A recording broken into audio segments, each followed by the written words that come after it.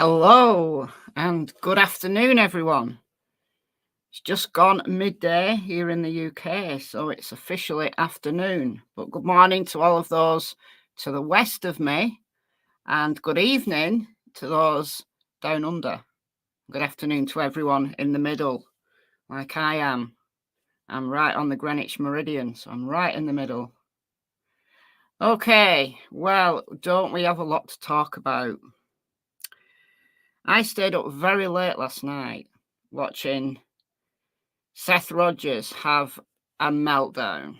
I can't describe it in any other way. It was a complete and total meltdown. But when I went to bed, I felt sad. I felt sad for Seth. I felt sad for the situation that he's in, whether that's caused by his own decision making or what, doesn't matter. I went to bed feeling sad for him, slept for a few hours, woke up, and there was a whole bunch of live streams that had gone on while I was sleeping. So I want to talk about it all. And what I did catch this morning on the replay, actually, she was still live, but I rewound, so I wasn't watching it live, if you will. Chris Proudfoot was on Cluminati. And it's probably the most useful interview stroke conversation that I've seen in this whole nearly 3 months of complete circus. He answered a lot of questions. He was very frank. And I want to highlight that because amidst all of this absolute shambles that's going on in the case, there is still a whole bunch of people who are behaving in a common sense fashion. And I think it's those people that need to be applauded, quite frankly. You know, while Rome burns, you get the occasional person who's able to speak in a very common sense fashion. And I mainly want to focus on that. I want to stay positive, and I want to keep the conversation about this young man on your screen. So we are going to talk about the meltdown a little. I'm going to play a little bit, give you the context for those who have absolutely no idea what I'm talking about. Because I don't know what I was doing. I was painting. I was painting last night, and I was kind of looking for something to watch, and Smiley Stories World was on, so I put her on, and then she was waiting for Seth, so I thought, oh well, I'll stay up and wait for Seth. And eventually he came on, and it was nothing like what I expected. So I'm going to play a little bit of that, but I'm going to focus on the positive and the common sense and the rational voices in this case. So that's the plan. That's what we're going to be doing. I'm going to say a few hellos though first, because it gives people a chance to come in, but also it's interesting that there's people literally from all over the world in the chat right now.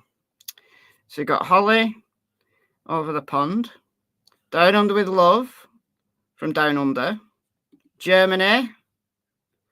We've got the Boonies of Indiana. What's new with the TikTok crew? I've no idea. I've no idea. I didn't even try to piece together anything that might have happened on TikTok. But TikTok Tony is in Tennessee. TikTok Tony was with Seth last night.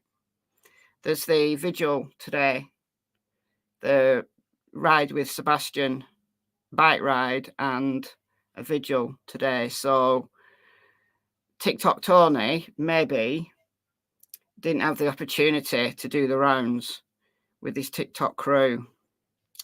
We've got Missouri What else have we got? Hello, Angie, baby. I know you're in the UK.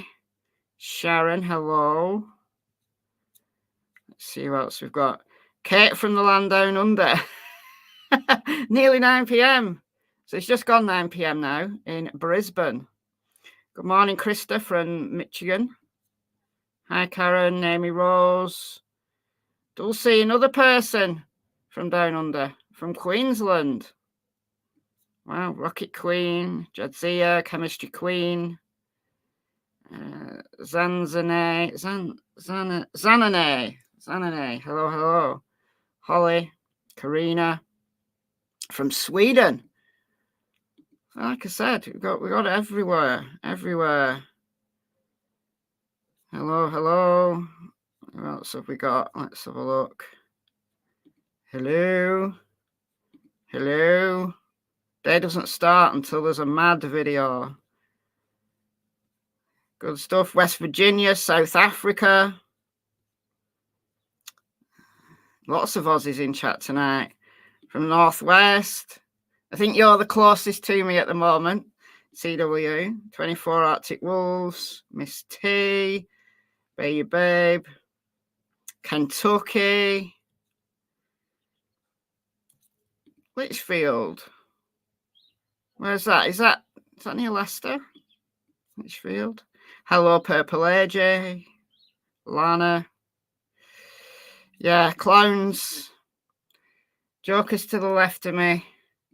Clowns to the right. Someone from Hendersonville, Cornwall, Wales, Liverpool, sunny Liverpool, Tennessee, Canada. Anyway, all right. Less of that. More Melbourne.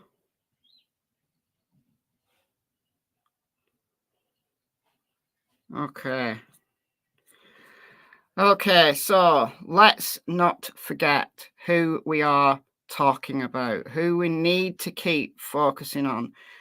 It doesn't matter whether Rome's burning. It doesn't matter whether there's jokers to the left, clowns to the right. It's this young man, Sebastian Rogers, that we're all here for. He's 15. He's a white male. He's got brown hair, brown eyes. He's 5'5". He's just under 120 pounds. He was last seen in the late night hours of February 25th, and he was reported missing early on February 26th. He was last seen at his home, Stafford Court in Hendersonville, which is in Sumner County in Middle Tennessee.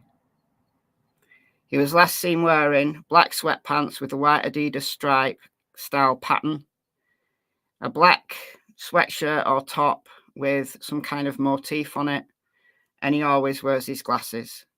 If you've got any credible information about the whereabouts of Sebastian Rogers, not just something you've heard on TikTok or anywhere else for that matter, but an actual credible tip, then please do call that in. Sumner County Emergency Communications Centre at 615-451-3838 or the TBI at 1-800-TBI-FIND. And the TBI number will be scrolling across the bottom of the screen throughout of this live stream. Okay, so for those of you who didn't hear this absolute meltdown, I'm going to play you a little bit of it. And Tony was right with him. Tony was right there with him, over his shoulder. So this is Smiley Stories World. The link to this for replay viewers is already in the description box. And I'm going to put this link in the chat if you want to go away from here and listen to the rest. I'm only going to play a few minutes of this one. Because honestly, I do think Seth is at the end of his tether. I don't think he's doing well at all. And my title, It's Only a Matter of Time, doesn't necessarily refer to this case. It refers to all cases that hit the headlines in the social media world. The reason why I went to bed sad last night was because I thought it's only a matter of time before one of these family members, one of these parents in a missing persons case or a missing child case actually harms themselves, actually goes away and does something very drastic and devastating as a result of social media pressure. And I think Seth is under a huge amount of pressure now. I think not only is he grieving for his son, who's been missing now for 80 some days, but he's being pulled from pillar to post, and he's listening to people who, in my opinion, as I've been talking about for the last couple of days on this channel, don't have his best interests at heart, in my opinion. Thank you, Kindness Cake, for the $4.99. Thank you so much. It's very kind of you. And, you know, what's going on behind the scenes, I don't need to know. I don't need to know what's going on behind the scenes. But clearly, the way that Seth reacted, he's just at the end of his rope. He really is. And look, I'm just going to play this, a minute or two of this. The context was, I wasn't right in the beginning of the live. So apparently someone who appeared to be Tony Mathis, for those not keeping up, is Seth's PR guy. Oh dear. Was in chat and said that him and Seth wanted to come on the live. So Smiley had a live planned, but she was waiting really nervously. And then Seth turned up in the chat, and then it was it Seth? Wasn't it Seth? Blah, blah, blah. Eventually, Seth got connected and just came in steaming, like steaming. Mandy, member for 18 months. Thanks for being caring yet feisty. And Dulcie, member for 26 months. You're definitely one of the OGs. Missed last week's due to work. Well, we've all got to do that occasionally, don't we? All right, so he just comes on steaming. Absolutely steaming. Listen to this. Hi, Seth. See, right here in front of Beach High School, in front of my son's high school. Of course, it's me, Trevor Lee, you slimy little slime ball. Ho, ho, ho, ho, ho, ho. Seth, what's going on? Chloe, I asked her to step back because she was leaking stuff. I know you don't got me in the show yet, but she was leaking information. You are in the show. Oh, I am in the show. My bad. You are in the show. You are in the show. Hold on. I figured I was still backstage talking to you, Smiley. No, you're in the show. You're in the show. Mic drop. Mic drop. Pretty much. Yeah, Chloe leaked. Chloe gave the audio file to Trevor Lee, knowing full well that I would take the blame because I'm the person that does that. And then I did my own investigation to find out where it was. He sat there and leaked it off the podcasters and everything else, and then wants to get all uppity because I won't let. Hi, Smiley. I won't let my PR person sit there and defend Chloe. Who the hell does Trevor think he is to sit there and tell somebody that's working for me to do something? Smiley, I'm sorry, hon. I don't know who you are, and I don't know whose profile that is, but it's not mine. I've been with Seth all day. I didn't say you were coming on my channel. Somebody was out there saying that we were coming on the panel. That Tony said that we were coming on. We've been out here riding around all day. Oh. Checking out places for searching and everything else. Oh, okay. So I got like almost 1,700 people in here. Mic drop. Sorry about that. Okay, so I want you to know that I love Trevor and hey, I tell you what, I'm sorry. I thought he was a great person too. But after I saw, all right, before he launches into this. So Tony's with him. They've been riding around, apparently, looking for places to search. Stood right there at the school. And he's got a problem with Trev. Now, this is not T-Rev. This is Trev time. Trevor Lee. Now, Trevor is a young man. He has been heavily involved in Sebastian's case from day one. Like right in the early days, he was doing daily live streams. And he's helped with the search. He's just been heavily involved. He's in Tennessee. I don't think he lives in that exact area, but he lives in Tennessee. And he's accused Trevor of leaking that phone call. So let's back up a few days. A few days ago, a phone call came out that had been recorded between Chloe. Between Heather. Let me get this right. Between Heather and Chris Proudfoot. Rewind one more stage. Who's Heather? Heather was one of the PIs until she quit. Chloe was the other PI who was fired. So this call was between Heather and Chris Proudfoot talking about Chloe.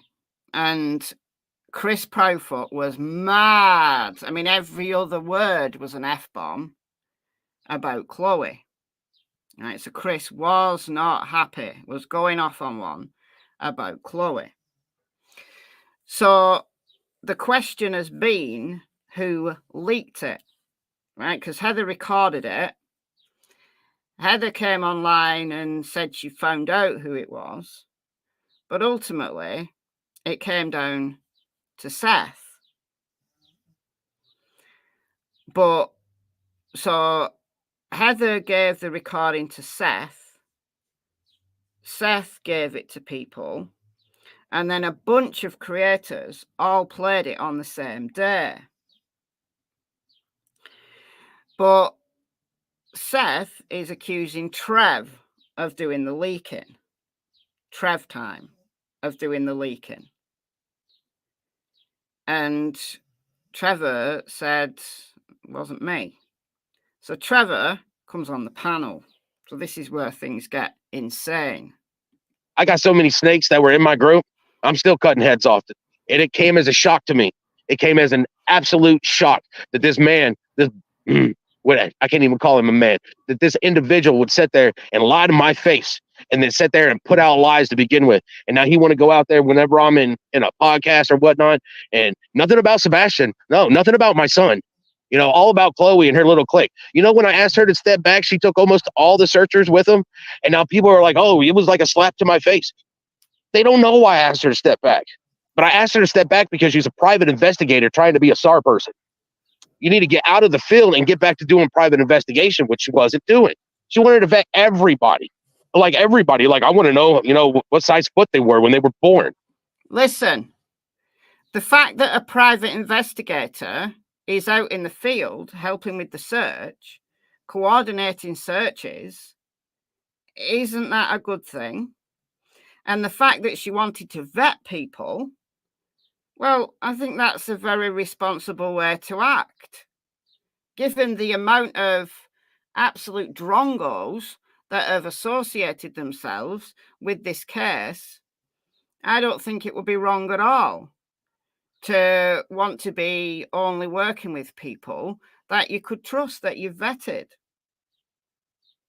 So she wasn't down for the felons. No, exactly. Exactly. So I don't know what Seth expected Chloe to do. Because it seemed to be, I mean, look, I don't know what went on behind the scenes. I can only glean little bits and pieces. But from Seth's own mouth there, in my opinion, Chloe seemed to be doing the responsible thing. As a licensed PI, she wants to be you know, working with people that she's vetted. So people who are, you know, joining in the searches, quite frankly, could come upon a deceased child. To want to know who those people are who were with her.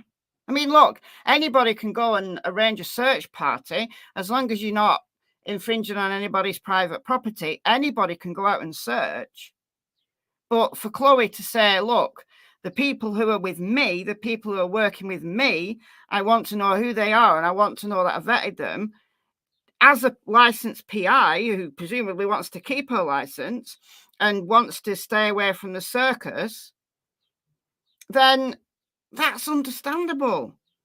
I think that's a positive to have somebody like that on the team.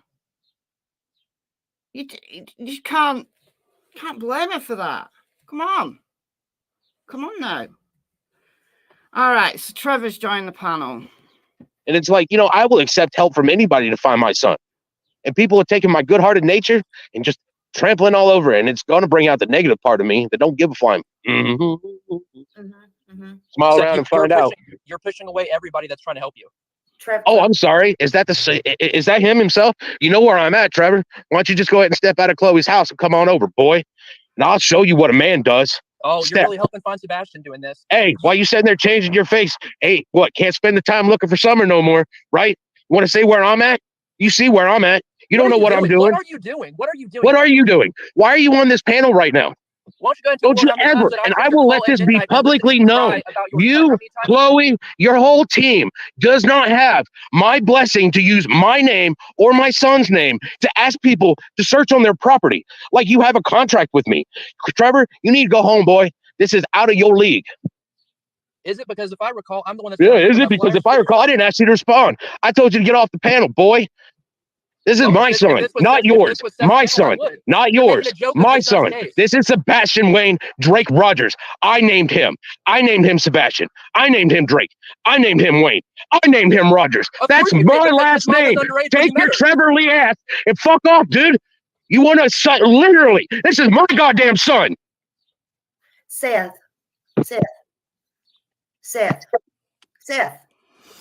So it looks like Tony grabbed the phone and took it off him. Now he came back later. So it was just an absolute circus, complete shit show. Complete shit show.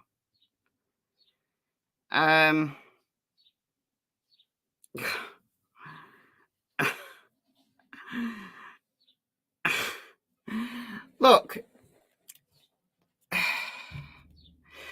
Josh from the lab came on the panel shortly after, and Josh did his own live later after this. I caught a little bit of that this morning. I haven't watched it all. And Trev was on there. And Josh says it was him, Josh, that leaked it. But what appeared to happen was that this call had been given to a number of creators. And then once one put it out, then everybody put it out. Everybody who'd been given it put it out. So I think it had been sat on for a few days by the sounds of things. But the fact that that went out to creators, the fact that like Heather shared it with Seth, ultimately, wasn't it Seth's responsibility to make sure that that didn't go into the hands of creators who would put it out?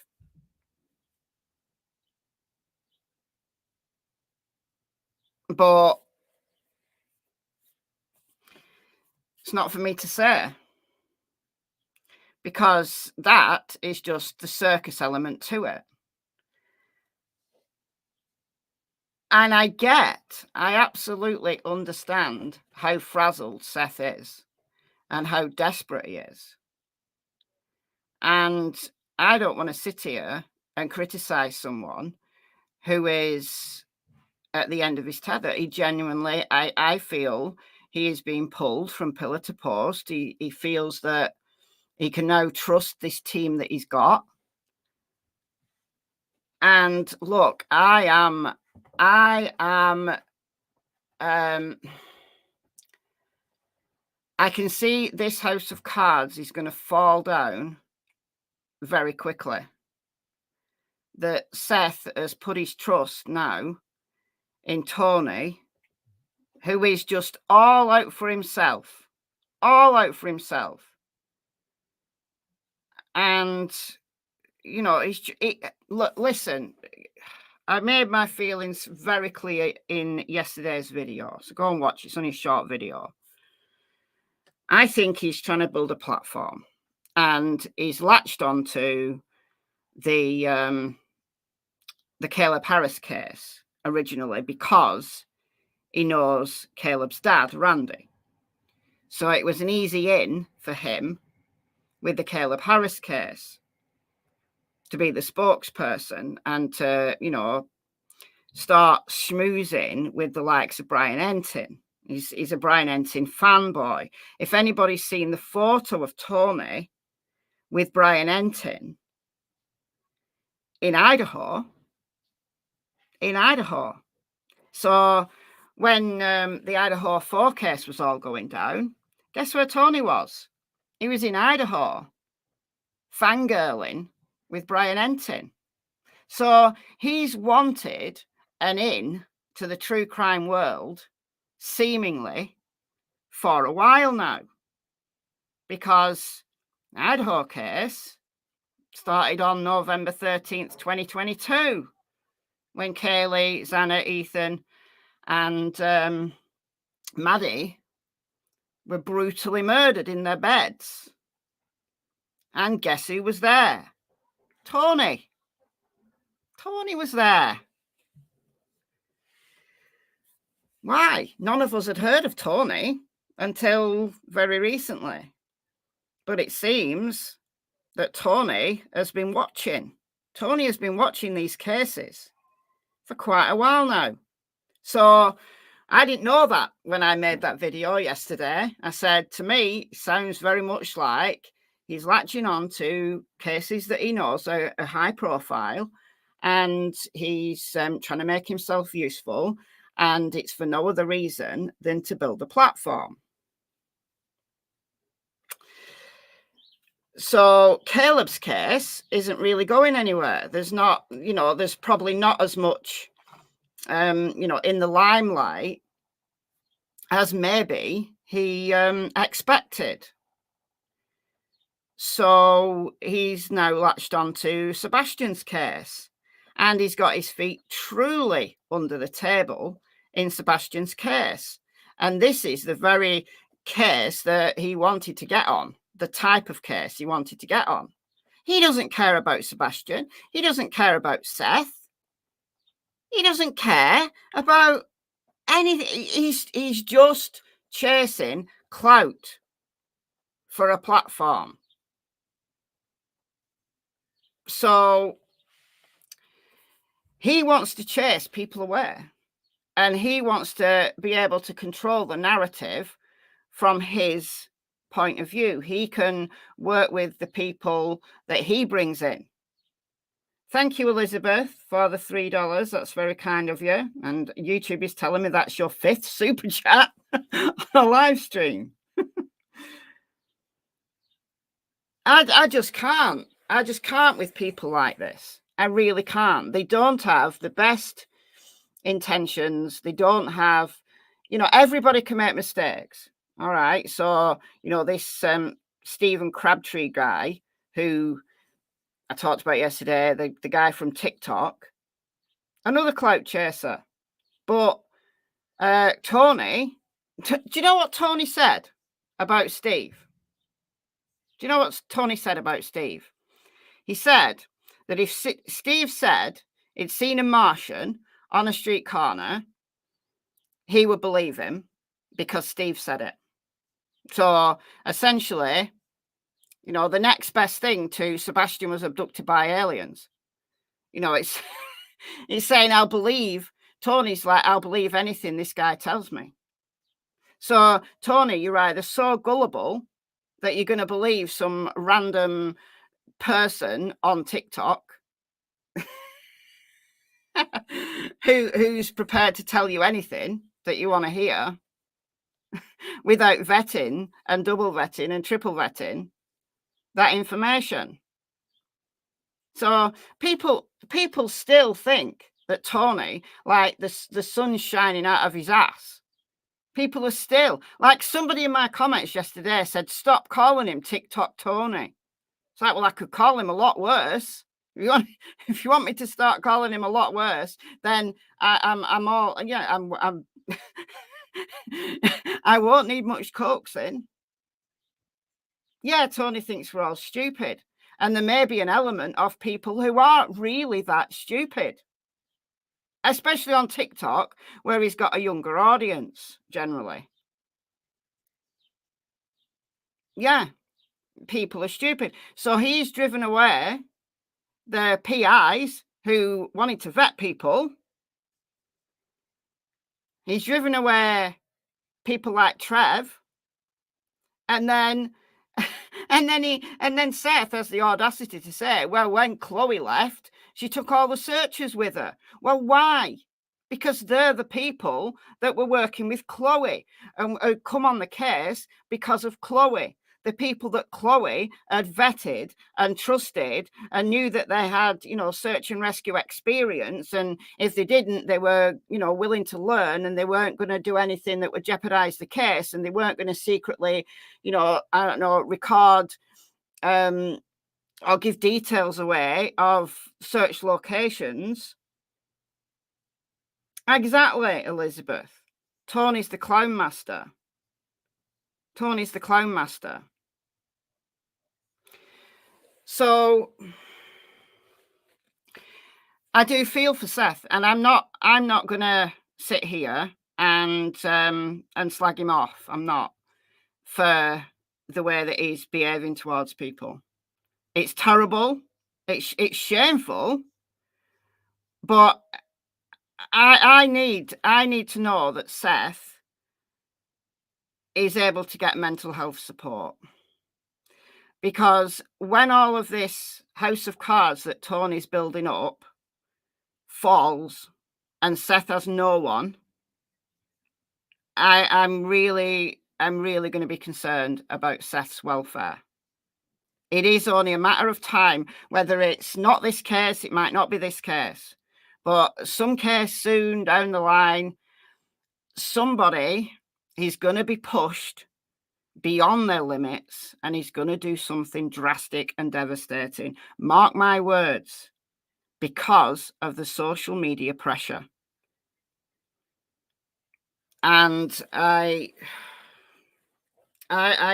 concerned. I'm concerned about Seth, that he's so desperate that he's trusting totally the wrong people. Tony, you're fired. Yeah.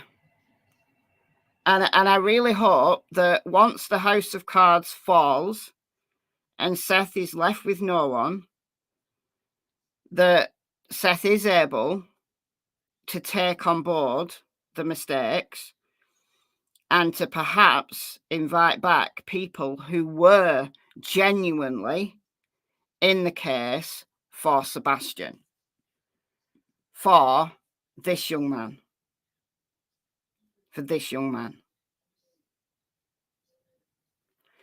So instead of the likes of Tony and Steve Crabtree and this Nina chick who needs, $2,000 to get a truck fixed and gas money to get from Texas to Tennessee so she can do searching. Well, there was tons of people already in Tennessee not needing donations, not needed to get their truck fixed, who were on the ground searching.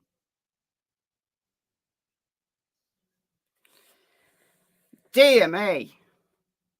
But yet, Tony is endorsing this Nina who shot... Right, this Nina woman, right, she started shooting at people. She's a felon. She was shooting at people. She shot right the way through an apartment wall and almost hit someone on the other side because she was in an argument with someone.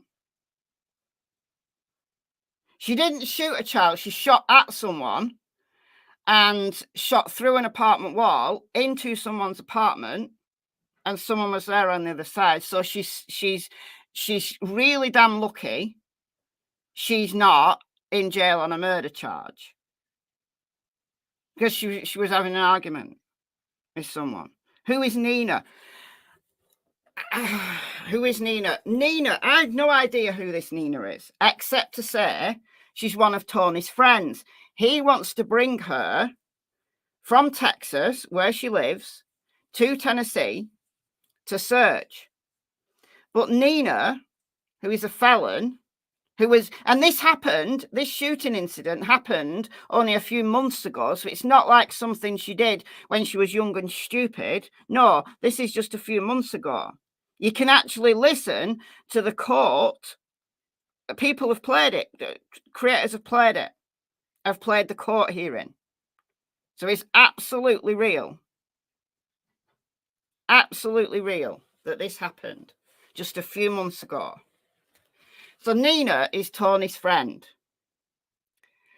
And Tony wants Nina to come to Tennessee. However, the problem is Nina's truck is broken and it will cost $2,200 to fix it.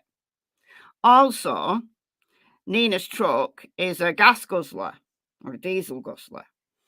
So she's going to have to fill the truck up twice to get it from Texas to Tennessee. And that's going to cost money as well. So she wants gas money and she wants money to fix her truck up before she can come to Tennessee. This woman, right, supposedly has this company, but she's lost her license. So she's not qualified to come and lead a search, whilst the people who were qualified to lead searches and work as PIs, well, one of them left and the other was fired. Make that make sense. And neither of those people, Heather nor Chloe, were taking donations or requesting donations for gas money. All things Tanya, thank you so much for the 10 Australian dollars. That's very kind of you. That's your first super on a live stream, YouTube tells me. From Darwin, Australia. Thank you, thank you. So that's who Nina is. And then we've got Stephen Crabtree, who's lying. Who's lying about tips. And then we've got Tony going off at Nick Barris. I'll show you this screenshot. We've got Tony. JLR put this on his Twitter. Okay, so this is Tony, who, by the way, is trying to. So he's on the Caleb case. He's on Sebastian's case. He's trying to get into another case now as well. But this is what he said about Nick Barris and law enforcement. This was from yesterday. If they would do a press conference or communicate with the father, we wouldn't have to rely on local citizens off the streets or off TikTok to pressure for information. Nobody's lying about anything. Well, actually, Stephen Crabtree was lying. Misunderstanding and walkbacks are much more likely. Hey, Nick. So this is to Nick Barris. Instead of throwing shade at a citizen from your community trying to help, why don't you tell the Sumner County Sheriff's Office that the community and the father want and deserve answers? If this case is over their heads and they truly have no leads, then have them elevate it. You're being disrespectful to a volunteer trying to get answers, tells a story in and of itself. Nick Barris did nothing of the kind. Absolutely nothing of the kind. Now, this is what Nick Barris actually wrote. I showed this in my video yesterday, but it's only a short message. So might as well show it again. Let me just get it up here. Nick Barris writes a lot on Facebook. Hold on, here we go. Here we go. All right. So this is what Nick Barris wrote. After all of this nonsense went down on TikTok. So this would be like two nights ago. All this went down on TikTok. Yes. Thank you so much, Straight Talker, for the $2. I am going to play that shortly. You've obviously just come in because I said at the beginning that the majority of this live stream is going to be actually focused on Sebastian, and Chris's interview stroke conversation on Cluminati's channel was, I think, the singularly most useful interview I've heard so far. So yes, I am going to be playing some of that shortly. This is the last thing I'm going to talk about in relation to the nonsense and the drama. So this is what Nick Barris actually wrote. Because of all of the nonsense that went down on TikTok, where Steve said that there was a sighting of Sebastian and that Sebastian had been texting with his maternal grandma and God knows what else that he said, spreading misinformation, spreading lies, getting people all excited, thinking that Sebastian could be alive, and, you know, another round of let's blame Katie, all of that stuff. Nick Barris actually went, because he's got contacts. He's got contacts with Sumner County Sheriff's Office, you know, actual contacts, not just pretend contacts. Thank you. Who is this? Haphazard, thank you so much for gifting 5 memberships. That's very kind of you. Doxy, Angelica, Straight Talker, Miss Amia, Mrs. Amia, and Stim Convo. You guys get a month's free membership courtesy of Haphazard. Thank you so much. Truth and Justice, thank you for the $4.99. But they're all lying, bashing everyone. Ali and others not helping Sebastian. He's so lost. Well, I don't think law enforcement are lying. I don't think they're lying. I think they're not speaking because there's nothing new to report. Straight Talker, thank you for the other next $2. Thank you so much. All right, so let's just read this, and then I'm going to go on to what Chris was saying on Cluminati's channel. So this was to clear up the rumors. So this is Nick, right? According to Tony, okay. Instead of throwing shade at citizens from your community, right? So and being disrespectful to a volunteer, this is what Nick actually said. More rumors run rampant. I appreciate the fact that so many of you continue to show interest in the Sebastian Rogers case, and you message me with questions. The 15-year-old autistic boy has been missing for more than 2 months from his Hendersonville home, vanished and not a trace found despite massive search efforts. Authorities say there is no evidence of foul play, though they have not ruled it out. In the absence of any new developments, armchair detectives on social media and podcasts create their own fiction. That line is about as strong as it got. All right, so I don't think that's disrespecting. I think that's that's just an observation. People are creating their own fiction. It's BS. Oh, Truth and Justice. I was saying they bash on LA. Yeah, they do. They do. They absolutely do. So in the absence, all right. And I also appreciate many of you contacting me to ask if any of it's true. So people are concerned. People are shocked. People are hopeful that, oh, could he be alive? Could he be with his maternal grandma? Could he have been picked up? I mean, there was one theory that it was Chris's mother, Cassie, who'd taken Sebastian, like picked him up from down the road and taken him to Virginia to Katie's mother. That was a theory that was doing the rounds, like piecing together, well, Kathy Bowersox was there on the morning, so she must be involved. And then, well, if Sebastian was texting his grandma, and what if he was? It turns out he wasn't. But even if he was, would it mean that because he sent a text to his grandma that his grandma had kidnapped him? Come on now. Come on now. All right. You can trust I'll give it to you straight. So, what are a couple of the latest doozies? Maybe Tony. What are you doing? Oh, the shoes that were on there? Oh, I wore them this morning. I thought they were a pair that you donated to me. Where are they? Downstairs. Are they ruined? They're not ruined. Yeah, aren't they?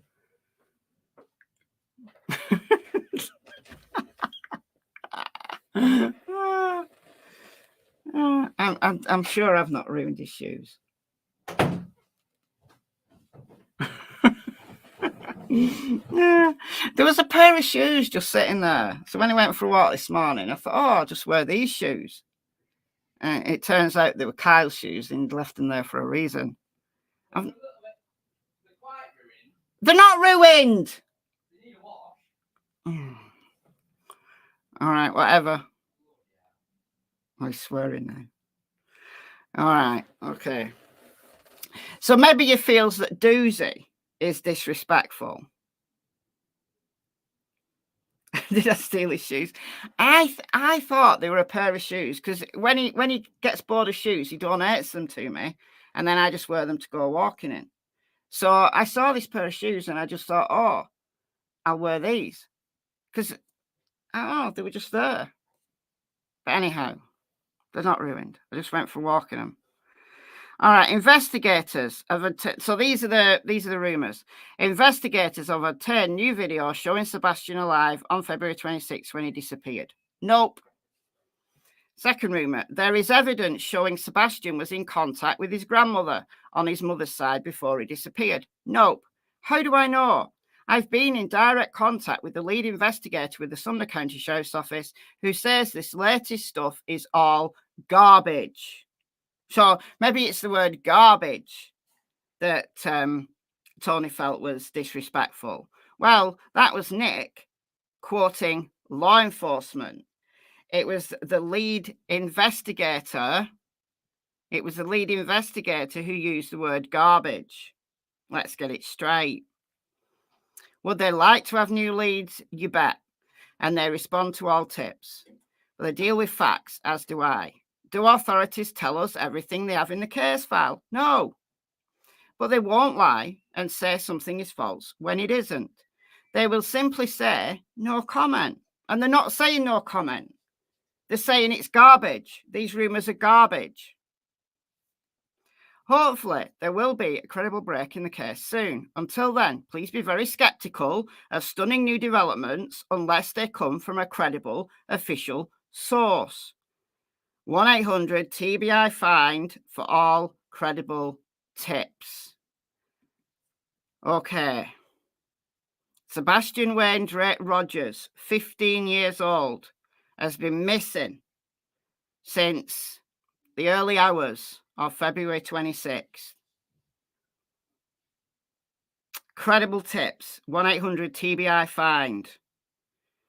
Not the nonsense. Don't start ringing law enforcement, clogging up the phone lines, wasting their time with things that you hear on TikTok. Okay. All right. Let's move in a little more positive positive land here. All right. Purple AJ, member for 31 months. It's absolutely true. It won't stop those that live for the drama. It absolutely won't. But I don't know what else to tell people. I really don't. I really don't.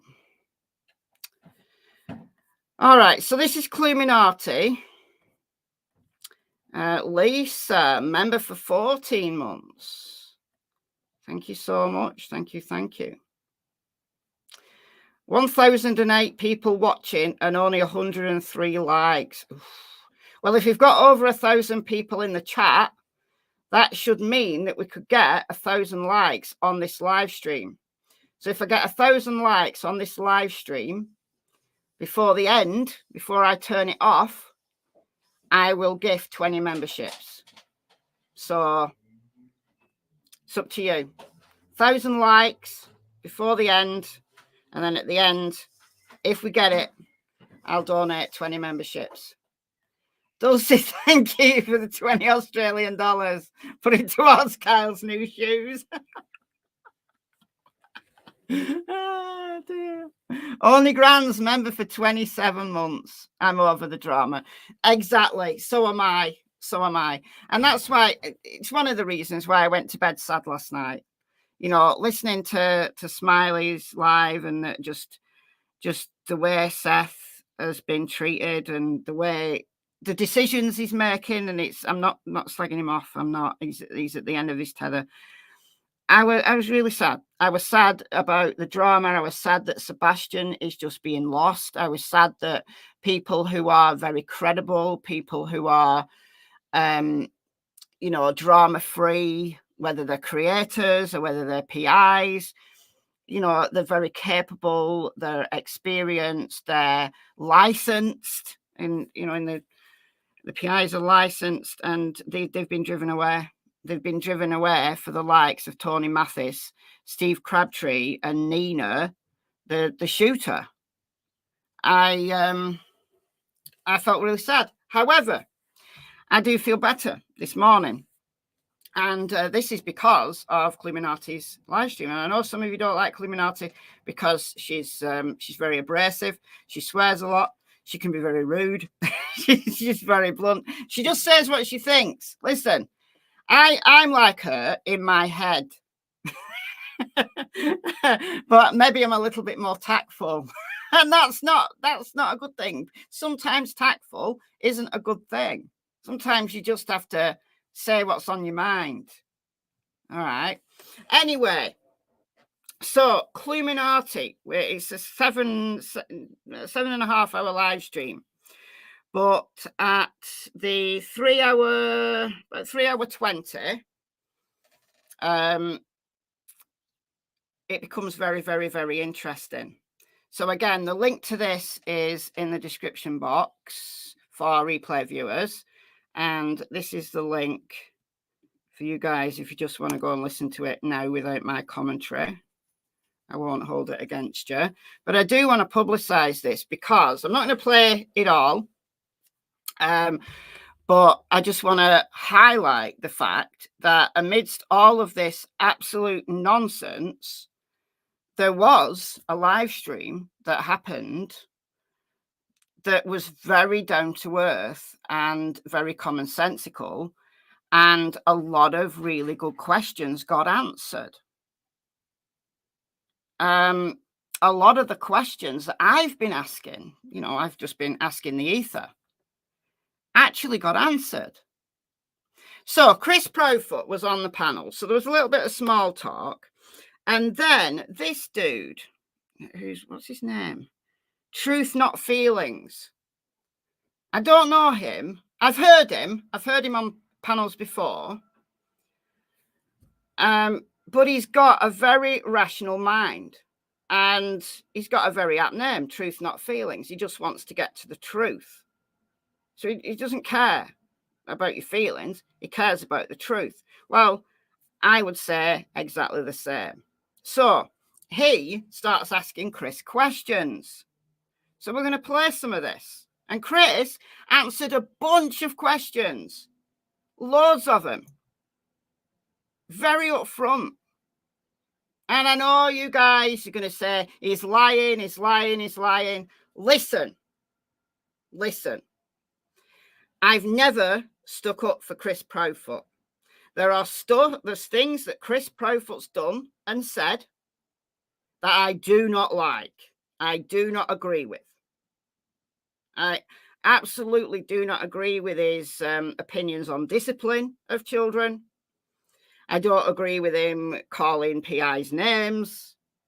None of that stuff I agree with. However, let's put that to the side and think, how can we move this case forward? How can we stop believing the nonsense and the nonsense spreaders, those like Tony and Steve Crabtree and all of those people? If you stop watching them, if you stop engaging with them, they'll go away, because you basically cut off their oxygen supply. These people who are spreading these things, they only thrive because the viewership gives them oxygen. So I want to publicize and endorse anyone who can get questions answered. I'm completely neutral. Thank you, Linda. I'm completely neutral. Completely neutral. I do not believe that Seth had anything to do with Sebastian's disappearance. And I don't believe that Chris and Katie did either. I've said this for a long time, that Seth and Chris are two sides of the same coin. And I think we've seen that now with Seth. We've seen it with Chris. We've now seen it with Seth. They're both very headstrong. They both like to be in control. They both, you know, they let their, maybe at certain times, let their ego get the best of them. They both do. The only person, I mean, I feel sorry for both of them because they're in a horrible, horrible situation. Horrible situation. But neither of them are really being helpful, except in this interview, Chris was incredibly helpful. Incredibly helpful. Seth is really suffering. He absolutely is. He absolutely is. And he wears his heart on his sleeve. But I think Chris does as well. I think once they're annoyed, that's it. You know, they have to let it go. They have to let it out. And there's nothing wrong with that, except for when it's a missing child and you've got the internet bearing down on you. It doesn't work out so well. You know, have your meltdowns in private, not on a live stream, or else you start to look like Don Wells. And none of us wants that. The only person actually that I feel so sorry for, above and beyond anyone else, is Katie. Katie is in the middle. Katie is in the middle of these two guys who were both headstrong. And she's the one that's taken the brunt of all of the shit, basically. And I really do not believe, I really believe that she had absolutely nothing to do with Sebastian's disappearance. And I will say that until my dying day, unless evidence from an official source comes out and proves otherwise.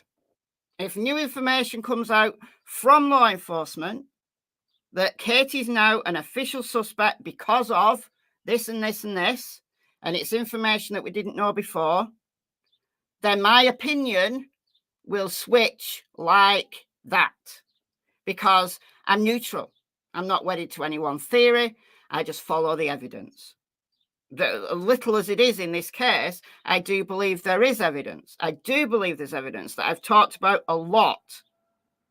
However, Chris answered lots of questions. Right, so I'm going to start it. I'm going to stop it and comment, but I'm not going to comment too much. I'm going to let it play because I'm guessing that many of you won't have seen this.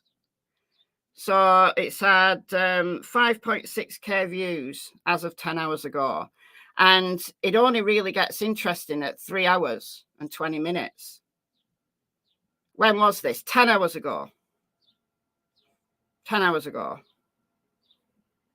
So this was happening while all of the crap was going down on Smileys. She was playing Smileys. She was playing some of Smileys, and then Chris came on the panel, and then they started asking him questions, and it became really, really interesting. So I'm starting it where Truth Not Feelings starts asking questions. What's going on, Chris? Truth Not Fiction, or Not Feelings. Listen, do you mind if I ask you just a couple of real quick questions? Because I feel like everybody says, well, Chris has never asked anything, and I don't feel like you have anything to hide. And you can say you can't answer it, you won't answer it. But I feel like if I have the opportunity to talk to you and I didn't ask you 4 or 5 questions, that I wouldn't be doing myself justice. Are you okay with that? Yeah, far away, man. Like I said, and you know, if I can't answer, I won't. Absolutely. My questions aren't even about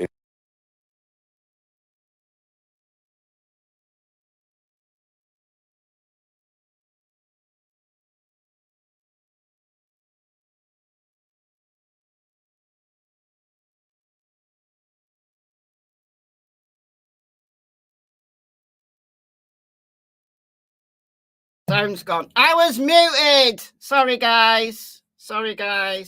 I was just saying that I've got it on 1.25.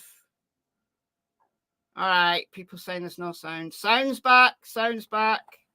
Right. Fast forward like 30 seconds. Fast forward 30 seconds. We're all good. Cool. All right. I just muted my mic. I'm just going to say this is on 1.25, so it's sped up a little. I don't think it's too fast. I think it's a good speed to listen to so that we can get through it more efficiently. All right, so this is Cluminati. The link is in the description box for replay viewers, and I'm going to put the link in the chat again.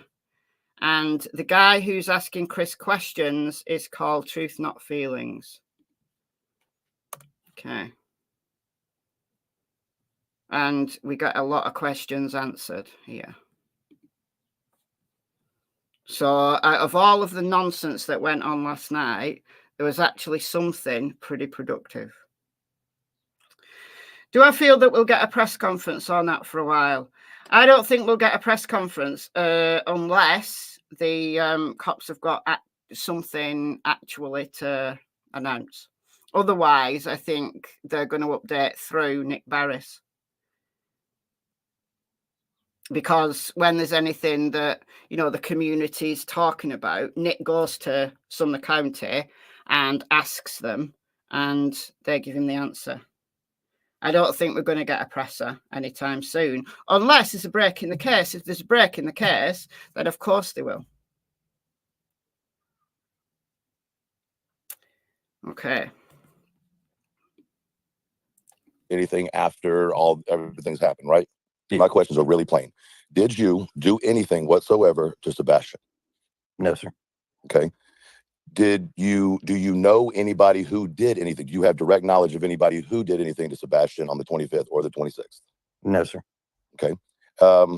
When you were in your camper, right, and people were assuming you were on vacation, would you like to give a reason as to why Katie left the house and went with you as opposed to staying at the house? I mean, that is kind of, that's pretty self-explanatory. I mean, there are people out there that have done some very heinous comments, threats. I mean, there's all kinds of things. And I mean, and we do turn them into law enforcement. So, I mean, it's not like, oh my God, we're going to delete them. No, we turn them into law enforcement just so that they are aware, like, look, this is a continuous thing. There is a difference in an opinion and a threat. Right. And we have received those. And who wants to be alone? I mean, don't take this wrong. Understood. There are some crazies out there that will do some pretty crazy stuff. Nobody's going to want to be alone, and that's just not fair. So, I can 100% agree with that. I figured that would be your answer. And I know this has been answered before, but apparently, you know, people can't seem to grasp it, so I'm going to ask it again. Dogs have been through your house, both cadaver and search dogs, correct? Oh, yeah. Wonderful. Yeah, anywhere from 13 to 18 different dogs have been in my house. I mean, several times. I mean, I know for a fact in the first 8 days, I've had more people in this house than have been in this house in the last 2 years that I know of. Okay, so that, I hope we can take that to the bank, right? Because people keep saying, why won't Chris and Katie let search dogs? Why won't they let cadaver dogs in the house? And every time I see that comment, I say they have. It's one of the first things they do. One of the first things they do is run cadaver dogs around a property, right? They've got the live scent trackers. So on the very day that Sebastian went missing, they are the live scent trackers. Now, live scent trackers, absolutely pointless to take a live scent tracker into the house. It's Sebastian's house. Of course they're going to get a scent. So the live scent trackers are used to see what direction Sebastian went in. And they start them right at the house, and then they let them go in whatever direction. We know that Max the German Shepherd from Sumner County EMA got a track. We heard that on the dispatch call. We also know from Chris, he said that a bloodhound and a blue tick coonhound tracked from the front door. All right, I'm gonna have to do my little map thing again. All right, and I know you guys don't believe this, but I don't know what to tell you. I don't know what to tell you. So Chris said this to Narc Divers, and he said this to Grey Hughes. So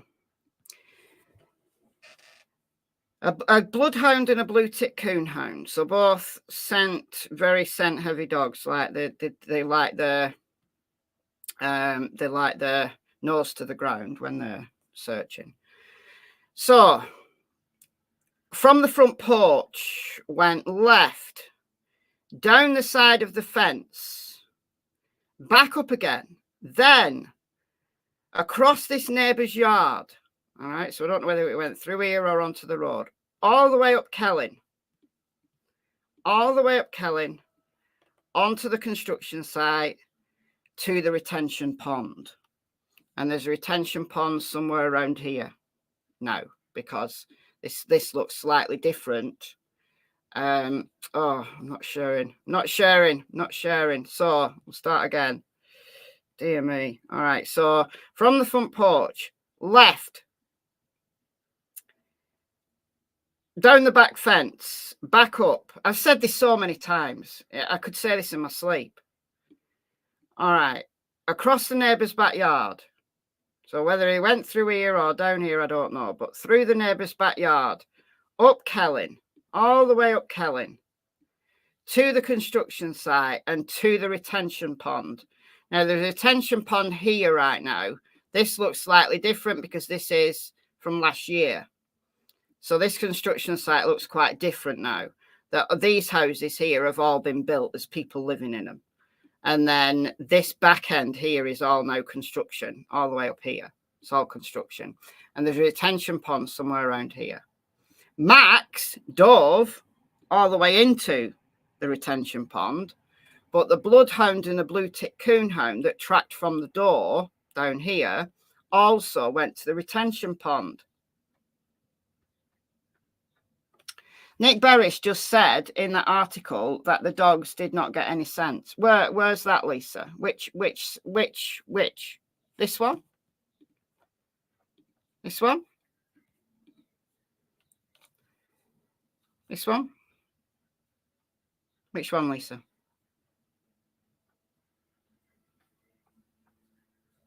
In the early days, law enforcement said that they got a track. They then modified that to they didn't get a reliable track or a confirmed track. And it's because some of their dogs didn't follow that track. Some of their dogs went off in random directions.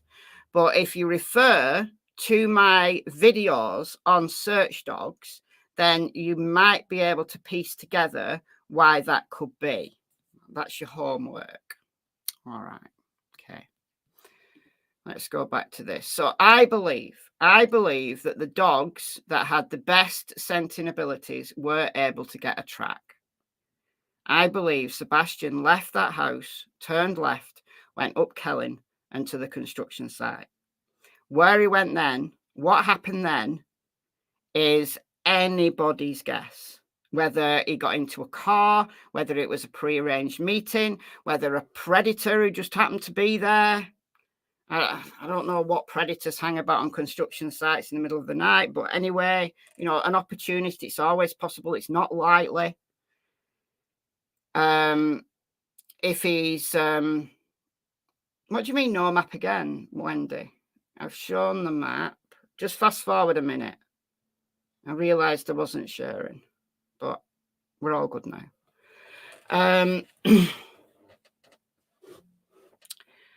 What was I saying? Lost my train of thought now. Lost my train of thought. Oh yeah. I don't think it's likely that a predator picked him up from there, unless it was prearranged, unless he was talking to someone online, or he was, you know, someone in the local community even, and it was arranged. Yeah, unless he met someone online. Yeah. So that's still very much on the cards. Still very much on the cards for me. The other theory is that he left and he went into the woods. He went into the woods to the right, to the north. So it's kind of to the right of his house, but to the north, up here. If he's deceased, I believe he's in here. All right, so back to this. Right, I can understand that. If you were going to tell people what they should do, search related, would you have your personal opinion on where people should search? If you know, by knowing how Sebastian is, knowing his personality, if you were going to look at a map and say, okay, he ran out, which that's my belief, is that he ran out the front door. From there, there's been a massive search within the 5 mile radius.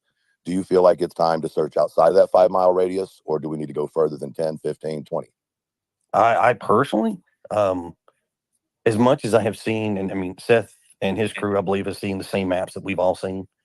The 5 mile radius has been, from the house, has been very thoroughly checked. Now, am I going to say 1,000% every little grass blade has been inspected? No. But as much as they have searched, I'd say going outside of the 5 mile radius would be a good start, instead of just staying inside of that 5 mile radius. Now, if there is something, you know, that has not been discovered, or somebody comes across something and it may suggest otherwise, by all means, I am not going to say don't. But I mean, if we just stay inside that 5 mile radius, then we are not doing Sebastian any justice. Right. And I completely understand that. I have one more question. This is going to be a really tough question that I'm going to ask with respect. Okay. No, and I fully expect you to tell me that you're not going to answer it. There has been a map. All right. So in terms of the search, 5 mile radius. 5 mile radius. Jadzia, thank you for the $9.99. That's very kind of you. Could you look on Street View for a ditch in the front of the houses? Someone shown entry to a drainage system in a grass ditch between the houses on the Proudfoot side of the street and the road. Okay. I do know that all the drainage ditches in the area have been checked. So if somebody's found a drainage ditch on the map, then I can guarantee it's been checked by law enforcement. So that are we talking?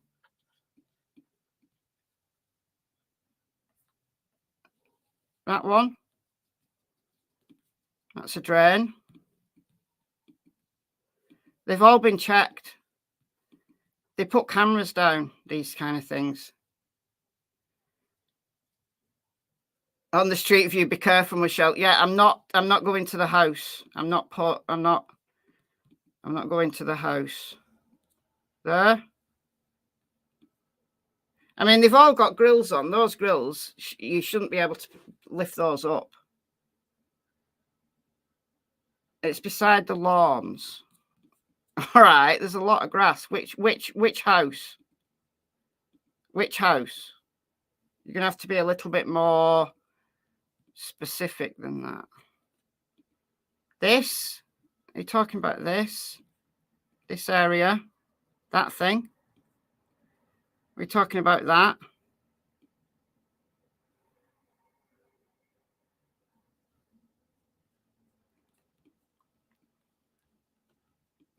Don't know whether you can get a better view of that.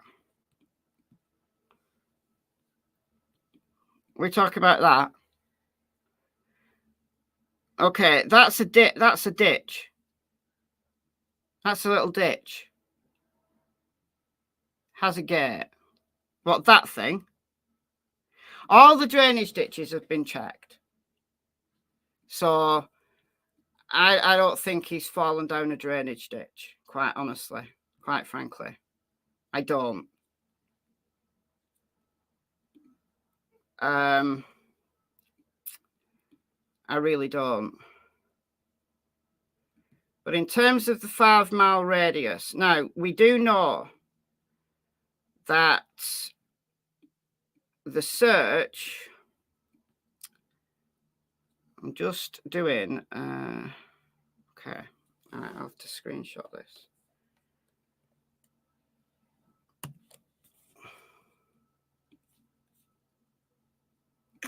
All right, I've just done a 5 mile radius. So we know that in the first 8 days, a 5 mile radius from the house was done. So 5 miles in every direction was searched. So that's Sebastian's house. All of that is 5 miles. It takes you just short of the little town of Whitehouse to the north, all the way down to the Cumberland River in the south, and then on the way to Gallatin in the east and past Millersville in the west. So that's a 5 mile radius. Now, the issue I've got with the 5 mile radius, Chris talks about a little bit more later, I think. I'll rewind that a minute so that we can talk about it properly, so we can listen to it properly, bearing in mind what the 5 mile radius actually looks like. So in the first 8 days, right, the way that searches are conducted is that they're not fingertip searches. They're not like intense, like grid searches. They're trying to cover as much ground as they can because they're expecting that, you know, the person who's missing is still alive and maybe lost, maybe injured.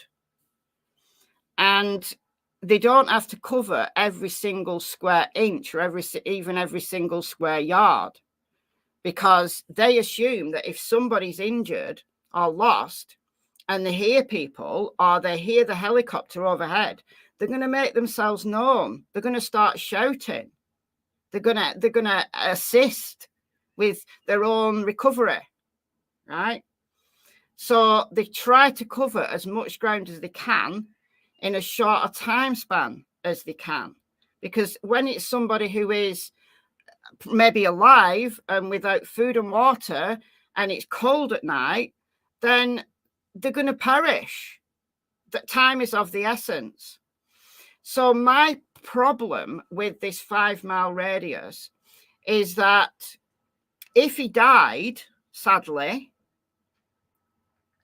he's not going to be able to assist in his own recovery, is he? So he could be out there, you know, fallen down a ravine or fallen in a cave or whatever, and he's passed away. And he could be closer to home than we think, and I keep saying this, if he died. However, this 5 mile radius, he absolutely, in the time he had available, he absolutely could have walked further than the 5 mile radius and then perished. So it's difficult. So I'm just going to rewind it like a second to listen to that bit again. Tilly. If you know, by knowing how Sebastian is, knowing his personality, if you were going to look at a map and say, okay, he ran out, which that's my belief, is that he ran out the front door. From there, there's been a massive search within the 5 mile radius. Do you feel like it's time to search outside of that 5 mile radius, or do we need to go further than 10, 15, 20? I personally, as much as I have seen, and I mean, Seth and his crew, I believe, have seen the same maps that we've all seen. The 5 mile radius has been from the house has been very thoroughly checked. Now, am I going to say 1,000% every little grass blade has been inspected? No, but as much as they have searched, I'd say going outside of the 5 mile radius would be a good start. Instead of just staying inside of that 5 mile radius. Now, if there is something, that has not been discovered, or somebody comes across something and it may suggest otherwise, by all means, I am not going to say don't. But I mean, if we just stay inside that 5 mile radius, then we are not doing Sebastian any justice. Right. And I completely understand that. I get what he's saying. I think, I truly believe that the wooded areas all need searching again. Now, there are search crews that have gone further than the 5 mile radius. For example, that dog, that Malinois that led down, alerted, the human remains dog, JLR was live streaming when it happened. That was, I think, just outside of the 5 mile radius. We know that search teams have gone down stretches of the Cumberland River. We know that they've gone down stretches of Drake's Creek, which runs from Sebastian's house and then feeds into the Cumberland River. So we know some water searches have been done, but just because you've gone down the Cumberland River for a ways with sonar doesn't mean to say you may necessarily have picked him up, because water searches are incredibly difficult. But I think he went north. I honestly think he went north. I'd like to see this entire area, and if that can be cleared 100%, then I'd say he's outside of the 5 mile radius. But that's assuming he did wander away or run away. If he got picked up by somebody, then he literally could be anywhere. So both of those theories for me are very much on the table. One more question. This is going to be a really tough question that I'm when he keeps saying one more question, actually, this went on for quite some time. Are there roads in those areas? Which areas? Are there roads in those areas?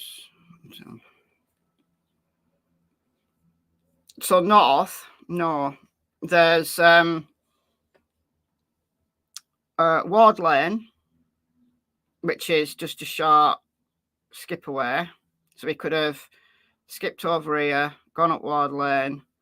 Then there isn't another road. There's a road that kind of comes into that, but all that's just woodland for a few miles. You've got a road here with a handful of houses, and then you don't get a road until here. So that's New Hope Lane or New Hope Road or whatever. So you've got a few houses here, but they are scattered about. You've got big plots, and you don't get any kind of built up area until the town of Whitehouse, which is this. So very few houses that he could absolutely have walked more than 5 miles and not be caught on any camera, or even necessarily gone near anyone's house. So it's not the densest woodland in the world, to be honest, but there's a fair bit of it. And it's hilly. Look, you don't realise when you're looking at it 2D, it's hilly. It's not mountainous, but it is hilly. And there are caves in this area. There are caves, there are ravines. There's going to be probably wild animals living in these hills here.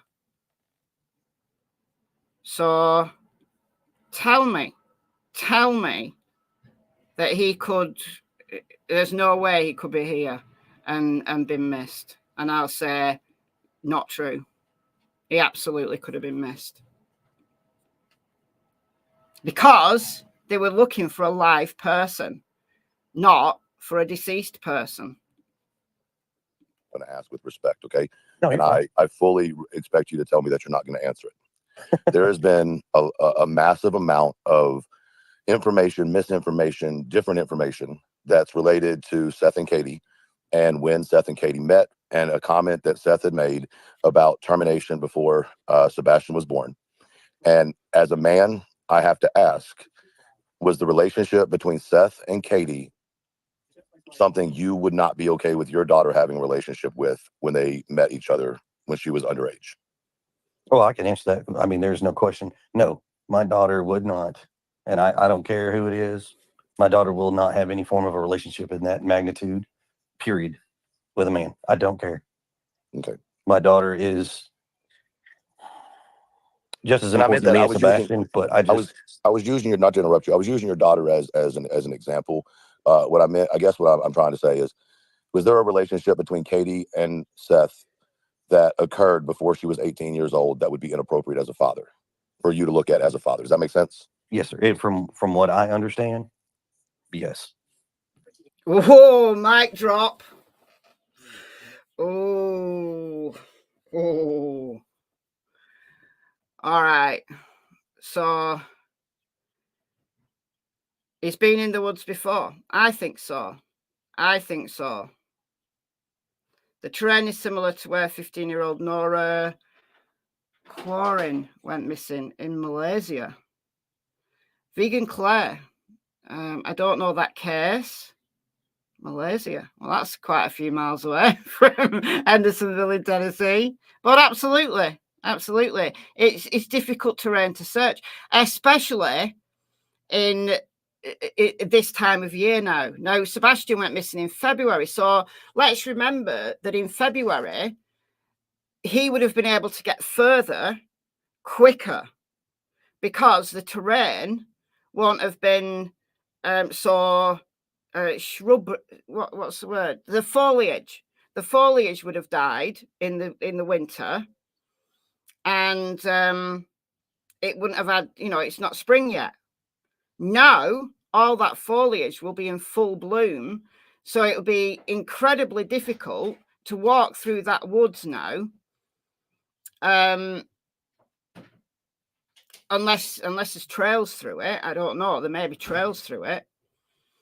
But certainly he would have been able to walk further and quicker in February than you would do now. You'd have to battle through it now. So if he is in those woods, I think he's not going to get found until the foliage dies down after the summer. But it's difficult terrain. It's not impossible terrain. It's not really, really hazardous, but it's not easy terrain. And, there's snakes, there's ravines, there's holes. So it has to be done carefully. Chris was on Clue's panel. This is what I'm playing, Charlotte. This is Cluminati. This is what I'm playing. Exactly, Michelle. Great name. Think they should do whatever they can to search those caves, especially ones that have caved in. Yeah, because we found out, because they said they'd searched all the caves in the area. Then it came out from law enforcement, I might add, that not all the caves had been searched. The ones that they could get into safely had been searched, but not all of them had been because they're too dangerous. There's some of them that are too dangerous to allow searches in. So there's collapsed caves. It's very possible that he could be in a hole that's collapsed or a cave that's collapsed. So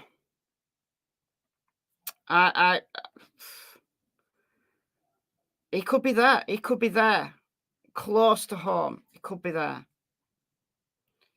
Anyhow, that was a bit of a mic drop moment because people have been speculating on this. I don't know that there's quicksand. I mean, there might be a lot of mud. I don't know that there's quicksand, though. Barefoot in the woods. There's nothing more freeing than walking barefoot in the woods. However, I think he may have had a pair of shoes that nobody knew about. When I was 14, my boyfriend was 18. Our parents have been lifelong friends. My parents were very strict, but we had their blessing and were always at my house. Look, Seth met Katie when she was only a very young teen. And he is more than 4 years older than her. He was in his 20s when she was a young teen.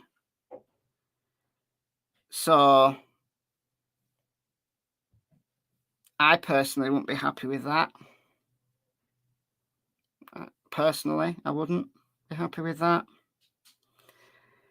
But she was 12, he was 21, 22. I think there's 9 years difference between them. I think.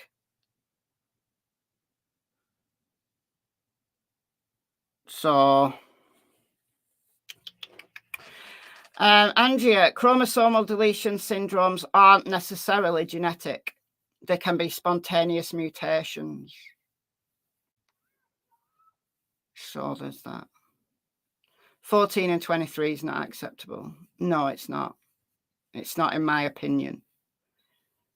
I think she was 12 when they met. Now, don't quote me on they started a relationship when she was 12. Don't go with that. Don't say Michelle said that. Michelle did not say that. But there's quite a few years between them. This is not two teenagers working things out for themselves. This is a man in his 20s with a teenager. So there's been a lot of speculation on how old Katie was when she got together with Seth. But if you think about it, Sebastian's 15 and she's 34. So she would have been 19 when she had him. So 18 when she got pregnant. So she was, she was an adult then. But Seth was in his mid-20s when Sebastian was born, and she was 18, 19.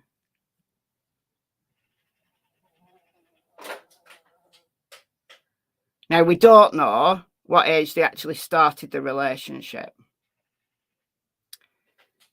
So Chris doesn't expand on it, and I'm glad he didn't. He didn't use it as an opportunity to have a go. He just answered the question, and I respect him for that. I really respect him for that. Okay. Now, and I will say this much: that is not. I have what the two parties have told me before to go off of. I mean, Seth has made his statements. Katie, I know where she stands with it. I mean, it is what it is, and it sucks that the tragedy of Sebastian going missing has dug out so much dirt and negative, and it's really sad that it has to get to that point where things get to this, and it has absolutely nothing to do with Sebastian missing. I still don't understand why YouTube and TikTok and everybody out there has to dig. I mean, I do understand it to a point, but I don't at the same time. Meaning, I know it's clicks and it's money and it's the juicy drama that a lot of people feed on. But quite honestly, if the channel is about finding Sebastian or it's finding missing children, not just Sebastian, but other folks. Right. I think if everybody got back to where their heart was when they started their channels, it would be amazing how much everybody could work together and come as one big cohesive unit and turn around and find a way to make this work and find the people, not just one child, but find everybody. I really respect him for the way that he addressed that question. He could have made that as salacious. He could have fed into all of the people who are on the opposite side. So lots of people are, slagging Chris off and Katie off. But there's also a smaller number, but there's also people who slag Seth off. And Chris could have really fed into that. Chris could have scored some brownie points there and fed into that. Called Seth, an abuser, a pedo, whatever. And he didn't. He said, it's not relevant. That's not relevant now. None of that's relevant. And I'm glad that he said, look, we've got to focus on Sebastian. How much younger is Nina to Chris? I don't know, but the difference is Nina and Chris were both very much adults when they met and when they got married. So Faith, the daughter, what's she, 6, 7? And Nina already had 2 kids from a previous marriage when she met Chris. So both Nina and Chris were very much adults. So it doesn't matter. Like once you get older, an age difference doesn't matter, does it? Do you know what I mean? You could be 20 years, you know, younger. If let's say, you know, one's 25 and one's 45, it doesn't seem as bad. They're both adults. Whereas when one's a very young teenager and the other one's a man in his 20s, that's different. I would not endorse that. I would not want a kid of mine to be in a relationship like that. I wouldn't. I really wouldn't. And I'm very liberal. What's the right word? Liberal. I'm not a very strict parent. I never was a very strict parent. But I wouldn't have liked that. I really wouldn't have liked that. However, it's not relevant. That was many years ago. It's not relevant to why we are here right now. So, anybody check buzzard activity? Yeah. Yeah. No, if everybody's a consenting adult, it doesn't matter. Like age difference is just a number. It's when it's a young teenager and then an actual grown adult. It's not good. Right. I know. You know what? I think you're 100% correct. I'm going to ask this last one. I promise you, and then I'll shut up. It's kind of a combination of two. The first one would be: is there any comment or theories that you've heard on YouTube or otherwise that you think are absolutely ridiculous, and you'd like to take the opportunity to shut down or at least give some insight onto why that's a waste of resources and you know, people's time that are out searching and looking for Sebastian? So personally,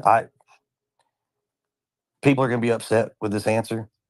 I think all of the assumptions and all the things that are out there being said are bogus. I truly do. I think they're absolutely hogwash. And for people to continuously entertain them, other than just stepping back and just trying to look at it from just maybe it is just so simple that it's that complicated that a 15-year-old child walked out of a house and has disappeared. And after everybody's said anything and asked all these questions, you know, and trying to get them to understand, you know, everybody has worked with law enforcement, both sides of this coin. Seth has worked with law enforcement. We have been working with law enforcement, trying to get answers, theories, anything we can to debunk whatever it needs to be debunked. But, you know, people are going to keep continuously making their own suggestions and coming up with their own prerogatives and assumptions of this, that, and whatnot. Right. So So if you were going to have the opportunity to talk to Seth, right, would you give him any advice on the new team he has? And then do you think he would listen to you if you did? I don't know if he'll listen to me. I would hope. I would personally, I'd rather have a conversation in private with him. And when Is this your way of telling him? Is this your way of telling him, hey, Seth, reach out. It's time for us to have a real conversation without all the extra shit? We've tried that multiple times. I don't know where it goes from here, but if anything, to Seth, you know, people are out there like, okay, that audio file that got leaked, you know, and leaked is leaked. It doesn't matter. Once it leaves the primary principal person and goes somewhere else, it is considered leaked. It doesn't matter. I don't care what the justification is. It's a leaked file. You know, is that doing any justice to anybody? No, absolutely not. All it did was just start more garbage and rhetoric and crap. That's all it did.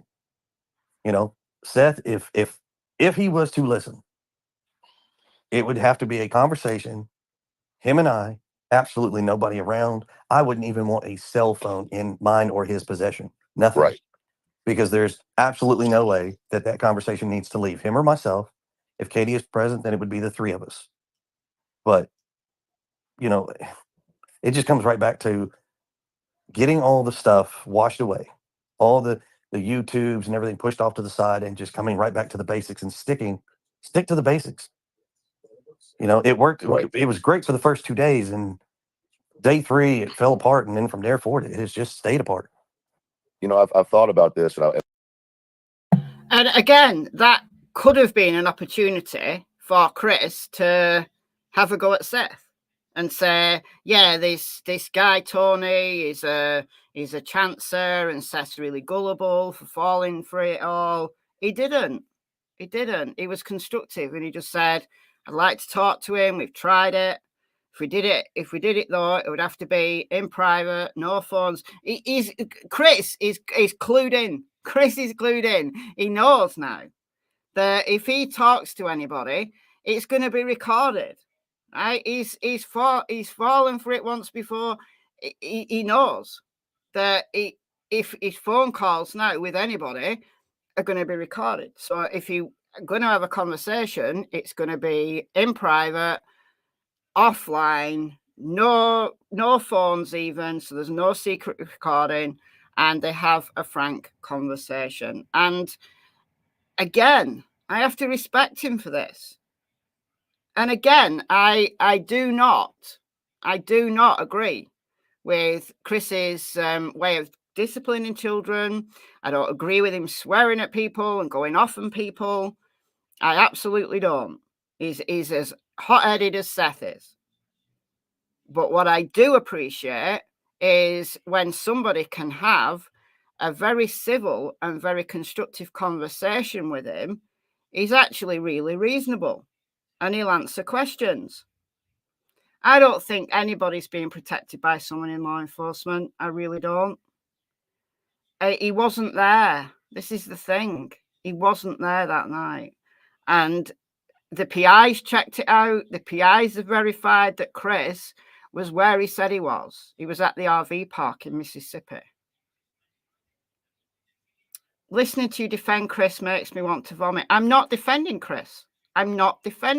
So if you need to go and be sick, then please do.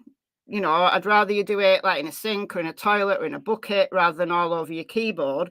But if you need to go and vomit, that's your call. However, what I will say is I'm not defending him. I'm neutral. I'm neutral about the whole thing. I'm not wedded to any one theory. If law enforcement come out and say that they've got evidence now that this is a criminal investigation and they name suspects, then my theory about Sebastian either walking off and getting lost and dying somewhere in the woods, or meeting someone online and who arranged to meet him and he's been taken away and he's been abducted, those theories will go straight out the window if law enforcement come with new information. But until that day, I absolutely believe that Seth, Chris and Katie did absolutely nothing to cause directly the disappearance of Sebastian Rogers. And I'll continue to say that until the day when law enforcement release more information. Do I think they will? No, I don't think they'll release more information naming Chris or Seth or Katie a suspect, because I don't think they were involved. I really don't. Seth is where he said he was, and that can be confirmed. Chris was where he said he was, and that can be confirmed. And Katie, I just don't see it. I don't see it based on the reactions that I've seen her have in interview. I just don't see it.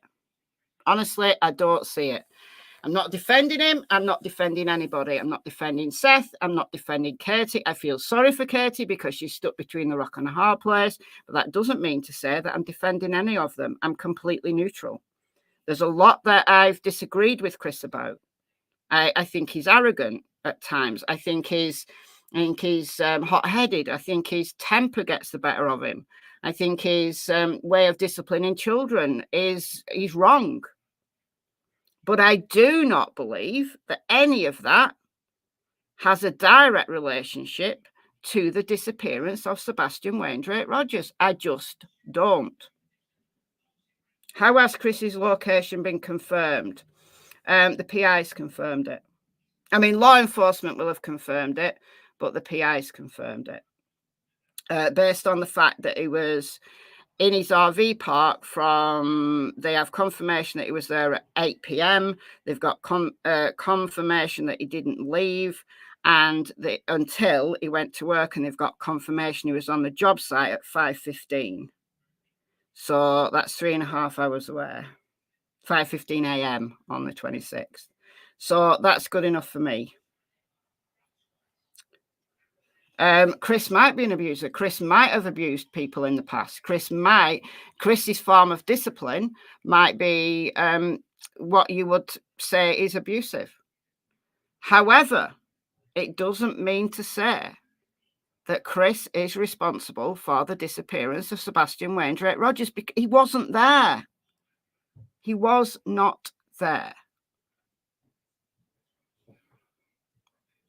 So where was he before 8 p.m? No idea. But Sebastian was alive and well at 8 p.m. on the Sunday night. So if Chris was at his RV park at 8 p.m. and he was there all night until he went to work, and he was at his job site, which is like 15, 20 minutes away from his RV, at 5:15, he cannot have been there. He was not there. So think what you like. He wasn't there.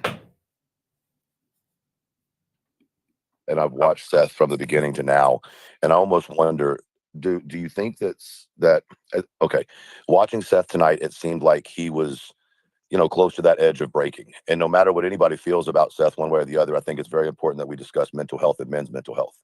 So in this situation, I think it's time that someone reach out and check on, Seth's mental health away from all this other stuff. And I just wanted to throw that out there, that I saw a man tonight, regardless of what anybody personally feels, that appeared to me like he was hurting. And that's never good to see. I absolutely 100% agree with him. As I said at the beginning, I went to bed feeling really sad last night. That Seth, to me, looks like somebody who is really struggling. And he's desperate. He's desperate to find Sebastian. And unfortunately, the decisions that he's making aren't irrational ones, and he's believing people who don't have his best interests at heart. So I sincerely hope that, when this latest house of cards all falls down, and it will, that he has people there who will look after him and his mental health, and that he takes care of his mental health, because I see a man on the edge. And that's why this live stream is titled the way it is. It's only a matter of time before social media bullshit ends up killing someone. I'm not necessarily meaning even this case. I mean, it could be any case where social media latches onto a particular parent or a particular family member and hounds them and hounds them and hounds them, because there's only so much anybody can take. And it's only a matter of time before one of these cases and one of these people that social media hounds does something very drastic and very devastating. I see that day coming, not necessarily in this case, not necessarily in any particular case, but I do see that day coming. And do you know what social media will do? If that happens to someone, if someone goes away and does something very final, you know what I'm saying? You know what they'll say? Well, they must be guilty. They've only gone and done that. They've only gone and taken the coward's way out. They must be guilty. That's what social media will do. Even in death, social media won't relent. And that is really, really, really sad. So I really hope that there are people close to Seth who do have his best interests at heart, and once this latest house of cards all falls down, we'll be there to pick up the pieces for him. So, yeah. Well, I guess. I mean, I will back you up on that. Seth has been hurting since the moment he got the phone call and we talked. Seth has been hurting because he's missing his son. But then again, at the same time, you have a mother who is hurting just as equally. I am hurting just as much. Probably, I'm not going to say I know exactly how he feels because there's a difference in the stepfather and a father, of course. But Donna, I've lost it now. Donna B, if he ran away, why is there no scent trail? There is a scent trail. Go back and I've got loads of videos on the search dogs. Just go back and listen to them.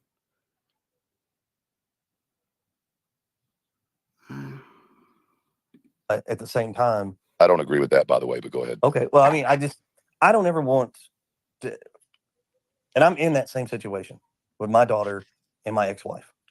You know, if there's another man that comes into a relationship, into a family, and that man steps up and becomes that extra parental figure, that father figure, dad figure, whatever, and they treat them good and they teach them well, to me, I don't think there's any difference. People will say when you have a married man and woman and they never divorce and they stay together, that's amazing. But I also think those who are products of divorces are even luckier because they don't get one parent. They don't get two. They get 4 parents. They get 4 families. That, I mean, who could ask? Who wouldn't want that? I wouldn't want that. I wouldn't want that. One family's fine. One family's enough. I wouldn't want 4 families. I absolutely would not want 4 families. But that's just me, and I understand what he's getting at here. Like, look, the Petito and Smith families in the Gabby Petito case, perfect example. You've got a blended family. You've got Joe Petito and Nicole Smith, who each have their own like partners. And Joe and Nicole were separated when Gabby was very, very young. So Gabby had grown up in a blended family, like spending some time with her mother and her husband and some time with her dad and his wife. And they came together. They came together to do what's the very best thing for Gabby, and they are still doing good out there with the Gabby Petito Foundation. So I applaud them when it works. Now, you know, in many families, they're not able to do that because, you know, their lives are messy, their personalities clash, and that's what we're seeing in this case. And I just hope that you know, all of this backbiting and stuff that Seth has been doing, that he says in anger, I hope he doesn't. I hope it's fanned the flames. The problem with it is it's fanned the flames, and it's created a situation that's out of control now. So I hope that if they do have disagreements, they keep it offline. That's why I'm positive that Chris is not slagging Seth off. He's not. He's understanding where Seth is coming from, and I'm glad that he's not fallen. Him and Katie have not fallen for the likes of Tony Mathis. I'm really glad. Do you know if Jules the dog handler is down there yet? Yes, she is. She is. Why couldn't Seth visit Sebastian's teacher without supervision?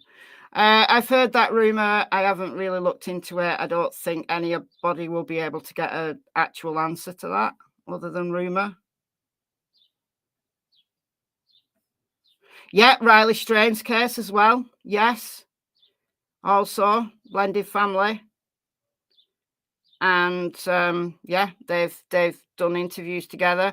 You know, you don't know what's going on behind closed doors, do you? You don't know. They could be absolute loggerheads. As soon as they get away from the cameras, they're absolute loggerheads. They might well be, but they keep it away from the camera, and then it's just focused on Riley or just focused on Gabby. And unfortunately, in this case, however, Sebastian has been lost amid the drama. And the drama has obviously fed the interest in the case, but for the wrong reasons. And that's unfortunate, for the wrong reasons. So people love the drama. They're not interested in cases where there's no drama. And that's unfortunate. Who wouldn't want 4 families? That I don't know. I get baffled when I hear people like, "Oh my God, he's such a..." No. Always Street, are you going to share the interviewer's channel, please? I shared it in the chat twice. The link to this is in the description box for replay viewers, so you must have just come in and not seen those links, but I'll share it again. This is Cluminati. This happened overnight my time. So yeah, but it's in the, if you don't catch it in the chat, because I can't pin it from StreamYard. Hold on, I can pin it from here. Okay, I can pin it. So that's pinned to the top of the chat now, and it's in the description box. It don't matter. Right. Can you Yeah. tell us or give us an update on how Katie's doing and her mental health at this time? She's doing good. I mean, she's hanging in there for what the situation is. I mean, she's hurting, she's emotional. I mean, I'll go with a record and say, well, there are people out there that we do talk to. There are different therapists and people that have offered services, that we're going to take advantage of and use, because one, it's a lot.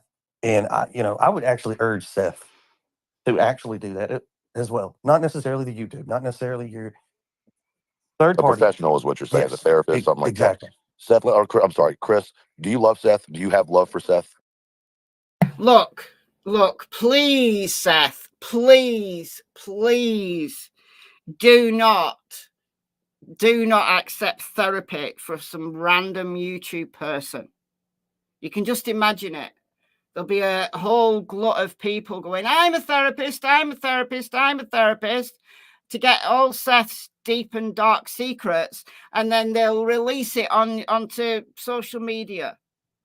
Right? I'm glad that Chris and Katie are doing okay. I'm glad that they're seeking support from therapists. If it works for you, if you find a good therapist, please do.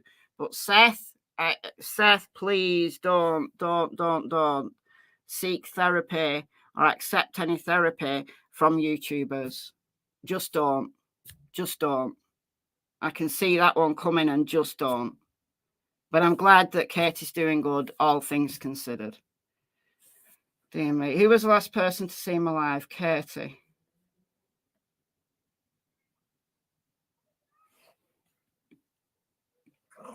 I have love for everybody in this world. My dogs are going nuts. I'm sorry.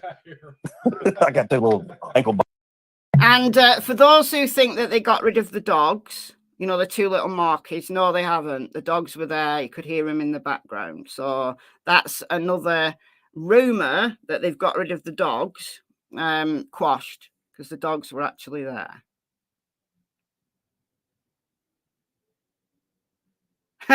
Don't think it helped Candace? No, not in the slightest. Not in the slightest. Wouldn't he have healthcare through his work? I would assume so, yeah. I would assume so. I mean, look, when people say, oh, I have love for everybody, I take that with a grain of salt.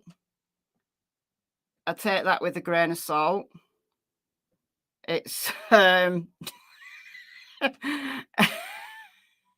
I suppose it's more politically correct to say I've got love for everybody than say I hate the world.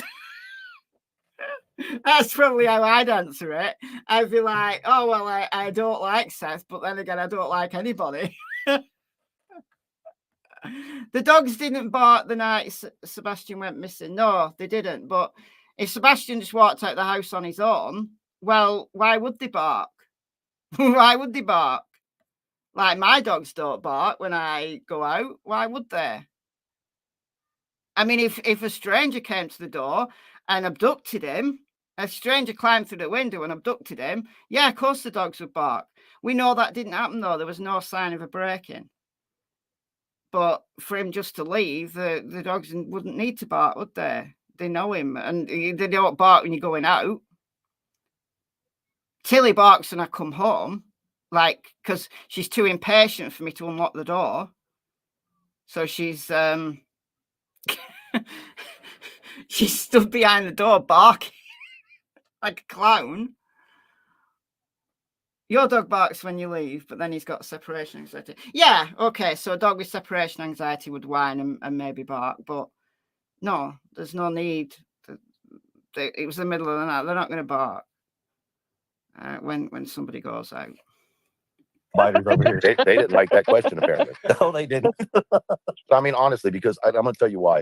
And I'm not on anybody's side here. I'm on Team Sebastian. Let me make that very clear.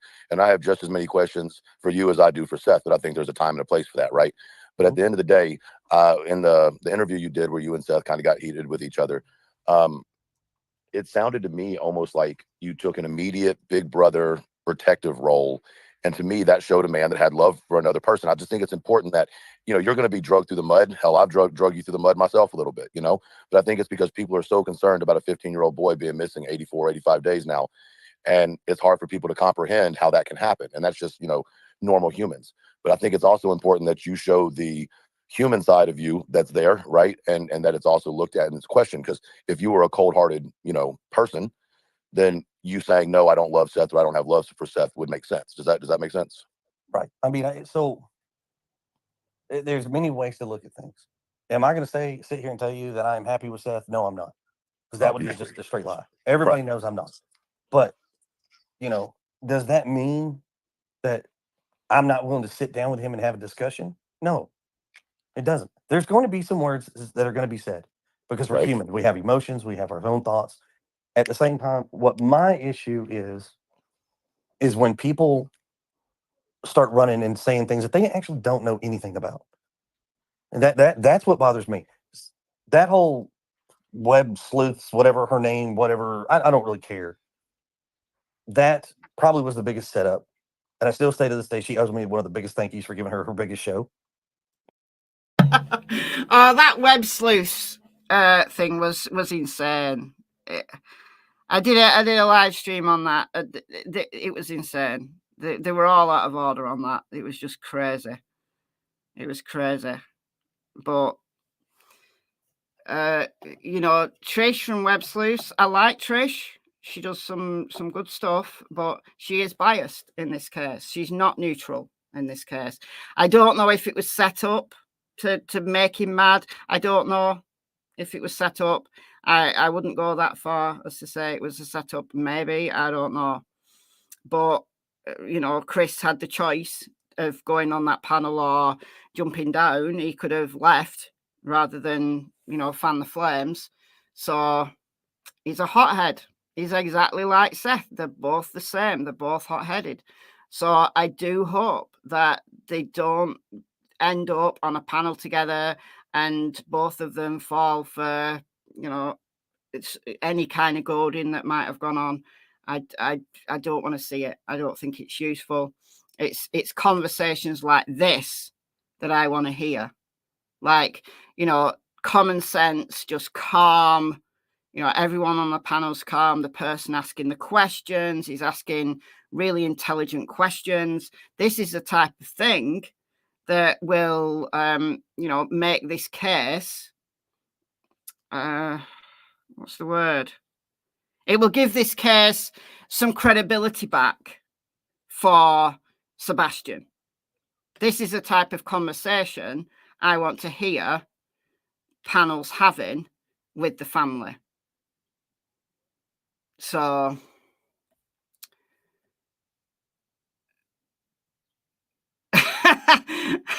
Catherine, your dogs sing howl when the family comes home. Mad bark at strangers. They're not huskies, are they? Huskies like a good howl. Trish was very diplomatic in your opinion. No, I don't think it was a setup. Chris had the choice. But probably regretted jumping on the panel. It's just not good. They need to stay offline. And yeah, they do. They absolutely do. Julia, the dog handler, was on Web Sleuths. Was it last night or the night before? I watched it last night, or I actually watched it like early this morning. So Julia was on Web Sleuths, if anybody wants to go and check that out. It wasn't a long interview, but she is in Tennessee. You know, but I agree. at the same time, yeah, Seth went on there and said some things that he said that have actually been debunked once or twice over. You know, and it was like, why are you doing this here? Because all you're doing is feeding the machine. You're feeding the rage. That's it. Stop. We'll do this offline. We'll go somewhere else and have this conversation. Once you get, and this is where I'm afraid of right now. He did his little show tonight on whoever shows it was. However, some of the comments in there is what bothers me, was that people were saying, well, that's who's going to want to look for Sebastian. The support's not going to be there. I got that, and I'm begging people, please do not stop with the support to help find Sebastian. Put the personal opinions aside of the party members. Just don't forget about 15-year-old Sebastian. Please don't forget about our son. We won't. I agree. Yeah. I mean, I agree with that. We Chris. won't. And that is something that concerns me. It really is. The fact that, you know, Seth said that when he fired Chloe, you know, all the searchers went with her because they're people that she brought in. And now we've got TikTok Tony. We believe in tips that he gets on TikTok. We've got Crabtree, who can't get his story straight. And we've got Nina, who shoots through apartment walls and needs money to get there, like thousands of dollars before she can go anywhere. So, you know, the search for Sebastian has taken a downturn. It really has. And I really, really, really hope, as I keep saying, that house of cards, when it falls, and it will, I hope people are there to help Seth, and that people who can help, who've been driven away, actually go back. And I hope that the latest round of nonsense does not interfere with the search for Sebastian. I really hope. TikTok Tony and TikTok Nina. That's funny. So, yeah, I really, really, really hope. Unfortunately, it's the drama that feeds the machine, and it keeps the case name in people's hashtags and on people's titles. But what it doesn't do, ultimately, is do anything positive about the person who's missing, the person who's lost. Unfortunately, it doesn't. TikTok Tony needs to go home. He absolutely does. Absolutely does. Seth should allow some of the legit search teams to come back. He absolutely should. Tony Baloney. That's good. Phony Tony Baloney. That's good. Chris on panel with three ladies, fed his ego and male hormones. No, he wasn't. He was on the panel with Cluminati and her fiance, someone called Kimber, and then someone called Truth Not Feelings, who sounds like a male to me. The person asking the questions is male. So there's that. We won't. I've got my Sebastian Rogers bracelet on right now that I got from Clue. I got it today. We won't forget. And we're not going to stop. Are you gonna be at the vigil tomorrow? And if not, would you like to give a reason why? I mean, I can assume the reason why, but would you like to present your reasoning? Very doubtful that we'll be at the vigil. Right. Very doubtful. One, I'm personally not going to get involved in what I personally feel the vigil. I don't think the vigil has 100% true meaning of what it was supposed to be about. Some of the people that are going to make it known that they're going to be there, no, it's best one. I don't want to be a part of that with them. If it was people who didn't have the intentions that they have, sure, I would definitely consider doing it. But you know, my idea, I'd love to rally to get this community together and not. I don't want one vigil. I really don't. What I want, I would love to do this, and I don't know how to plan this by any means, and Katie and I have talked this over. But if it was possible to try to set it up as one day where we could try to pull the entire community together, not little bits and pieces, talk to all the churches and try to get everybody involved, you know, and hold one big massive vigil. And it didn't have to be in one spot. You know, it can be, do some up in Clarksville where Seth lives. We could do them down here. We can do them up in Gallatin. We can do them wherever, but kind of like as a one big cohesive unit to show that everybody is on board at the same place and in their hearts with this vigil. Look, I know that what I'm going to say next is not going to be popular, but look, I understand why people hold vigils. I understand why, you know, from an emotional standpoint, you know, people can join together and pray and speak and whatever. But what point is it? Right, look. I personally, if I was missing, I wouldn't want people standing around praying for me. Do you know what I'd want? I'd want people to actually get out, put their boots on, and go and find me. Not stand about praying and giving little speeches and, you know, I don't know, releasing balloons, which pollute the environment, by the way. I do not want that. If I ever go missing, please do not do a vigil on my behalf, or else if I'm dead, I'm going to come back and haunt you. I'm going to take every single person's name who's there and I'm going to haunt them one by one. Promise you that. And I'm going to say some really spooky things on people's spirit boxes as well. Anyhow,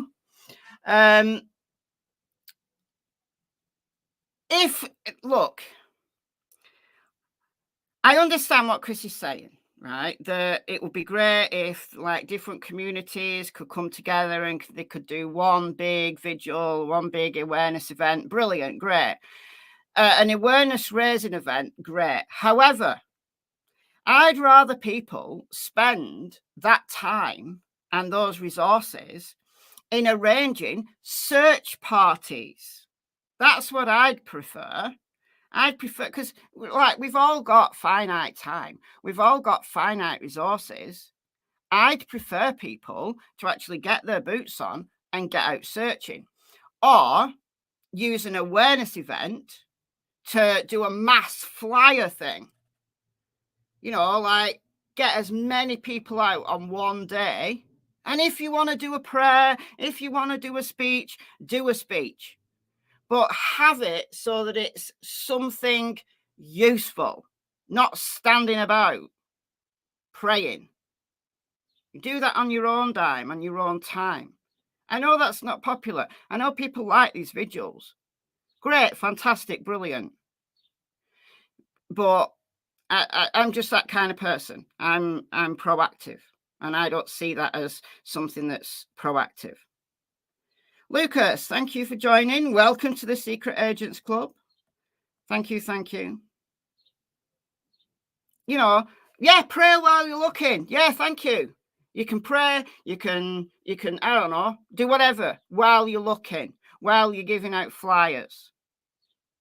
Just something productive, something positive. So if anybody is planning on, you know, some kind of big vigil event, well, actually make it count, make it matter. Actually go and do something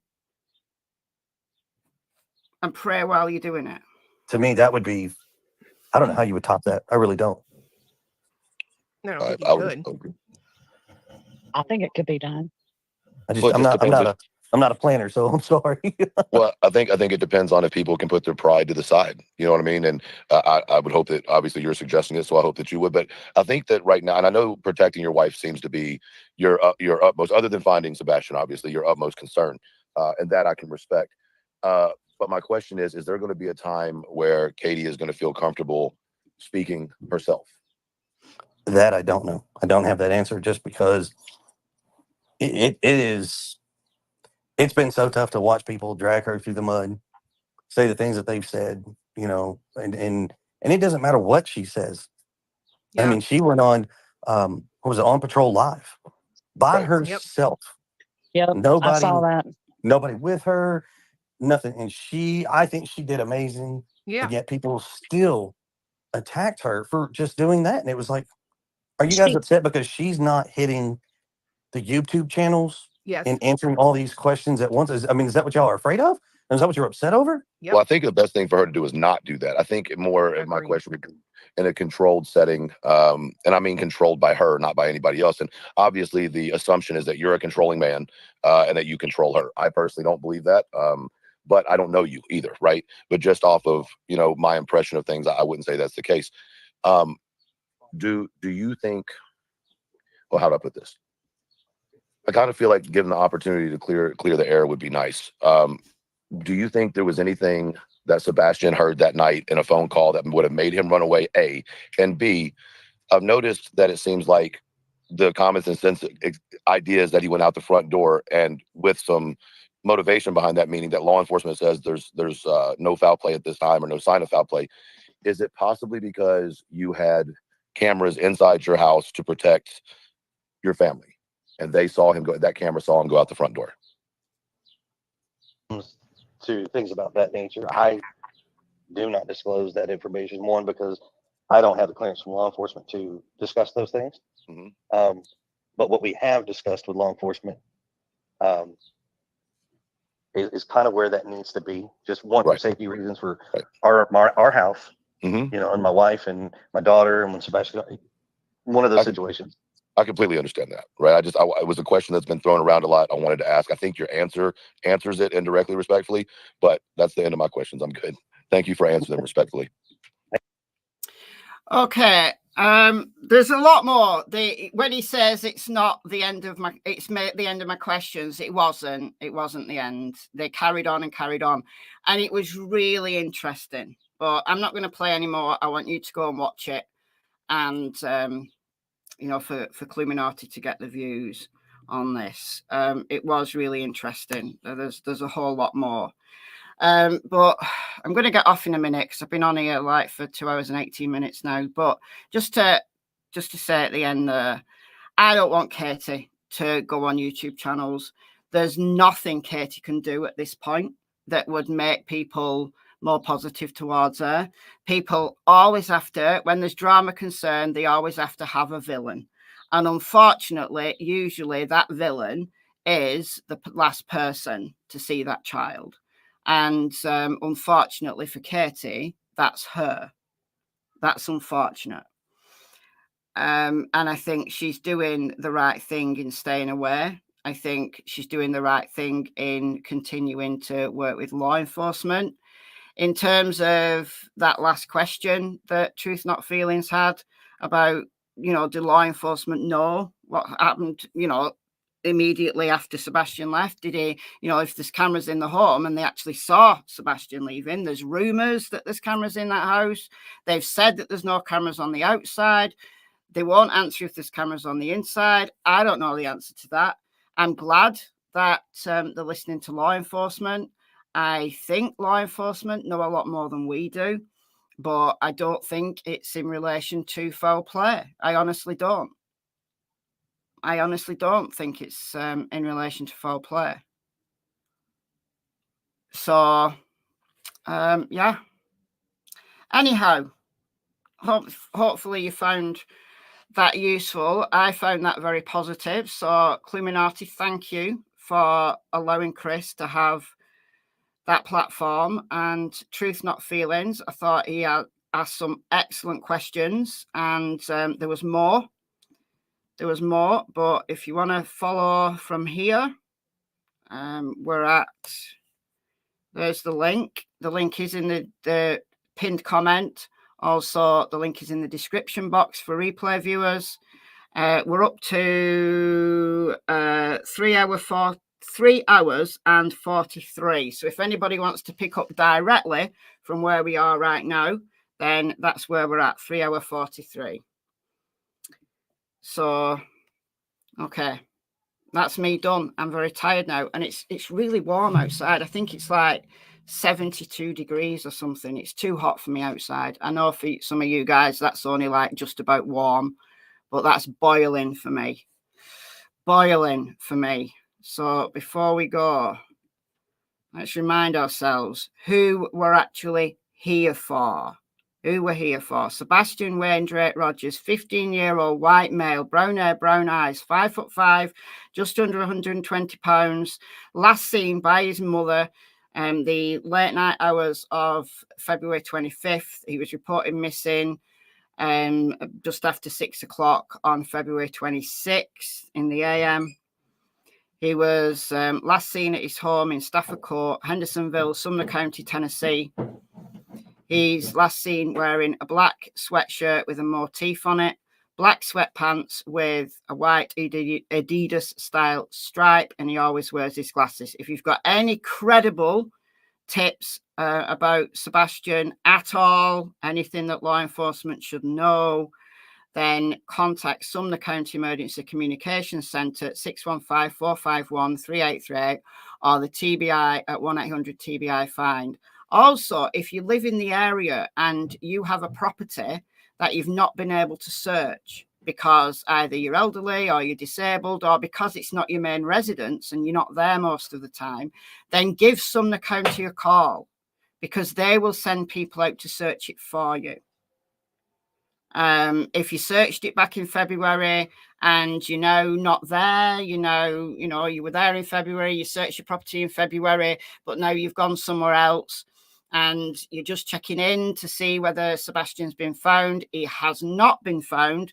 So if you could, if you're not in the area and you're not able to search your property anymore, give them a call at Sumner County and they'll go and search your property again, because you don't know. He might not have been there in February when you searched, but he might have walked into your property and he might be hiding out. He might have a hideout somewhere.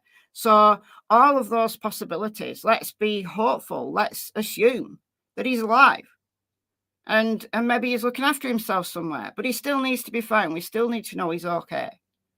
So if you could do that, if you're in the local area. Also, flyers, right? Even if you're not in Tennessee, even if you're in an adjoining state, if you're anywhere in the United States, then print off some flyers and distribute them. Whether you can put them up in your local store, whether you can put one up in your window, whether you can, I don't know, get a t-shirt printed or something with Sebastian's face on. All of these are just discussion points. So people will go, oh, who's that? And then you can just say a little bit about Sebastian's story. Loads and loads of people did that for Summer Wells. And I think Sebastian deserves the same kind of attention. This case is insane. It's worse than Summer. And I can't believe I'm actually saying that. It's worse than Summer for the drama and for the nonsense that's going on right now. But we absolutely have to focus on Sebastian. So anything at all that you can do, even if it's just giving out flyers, putting a flyer up in your window, talking to people about Sebastian's story, please do so. And also, let's not forget that there are more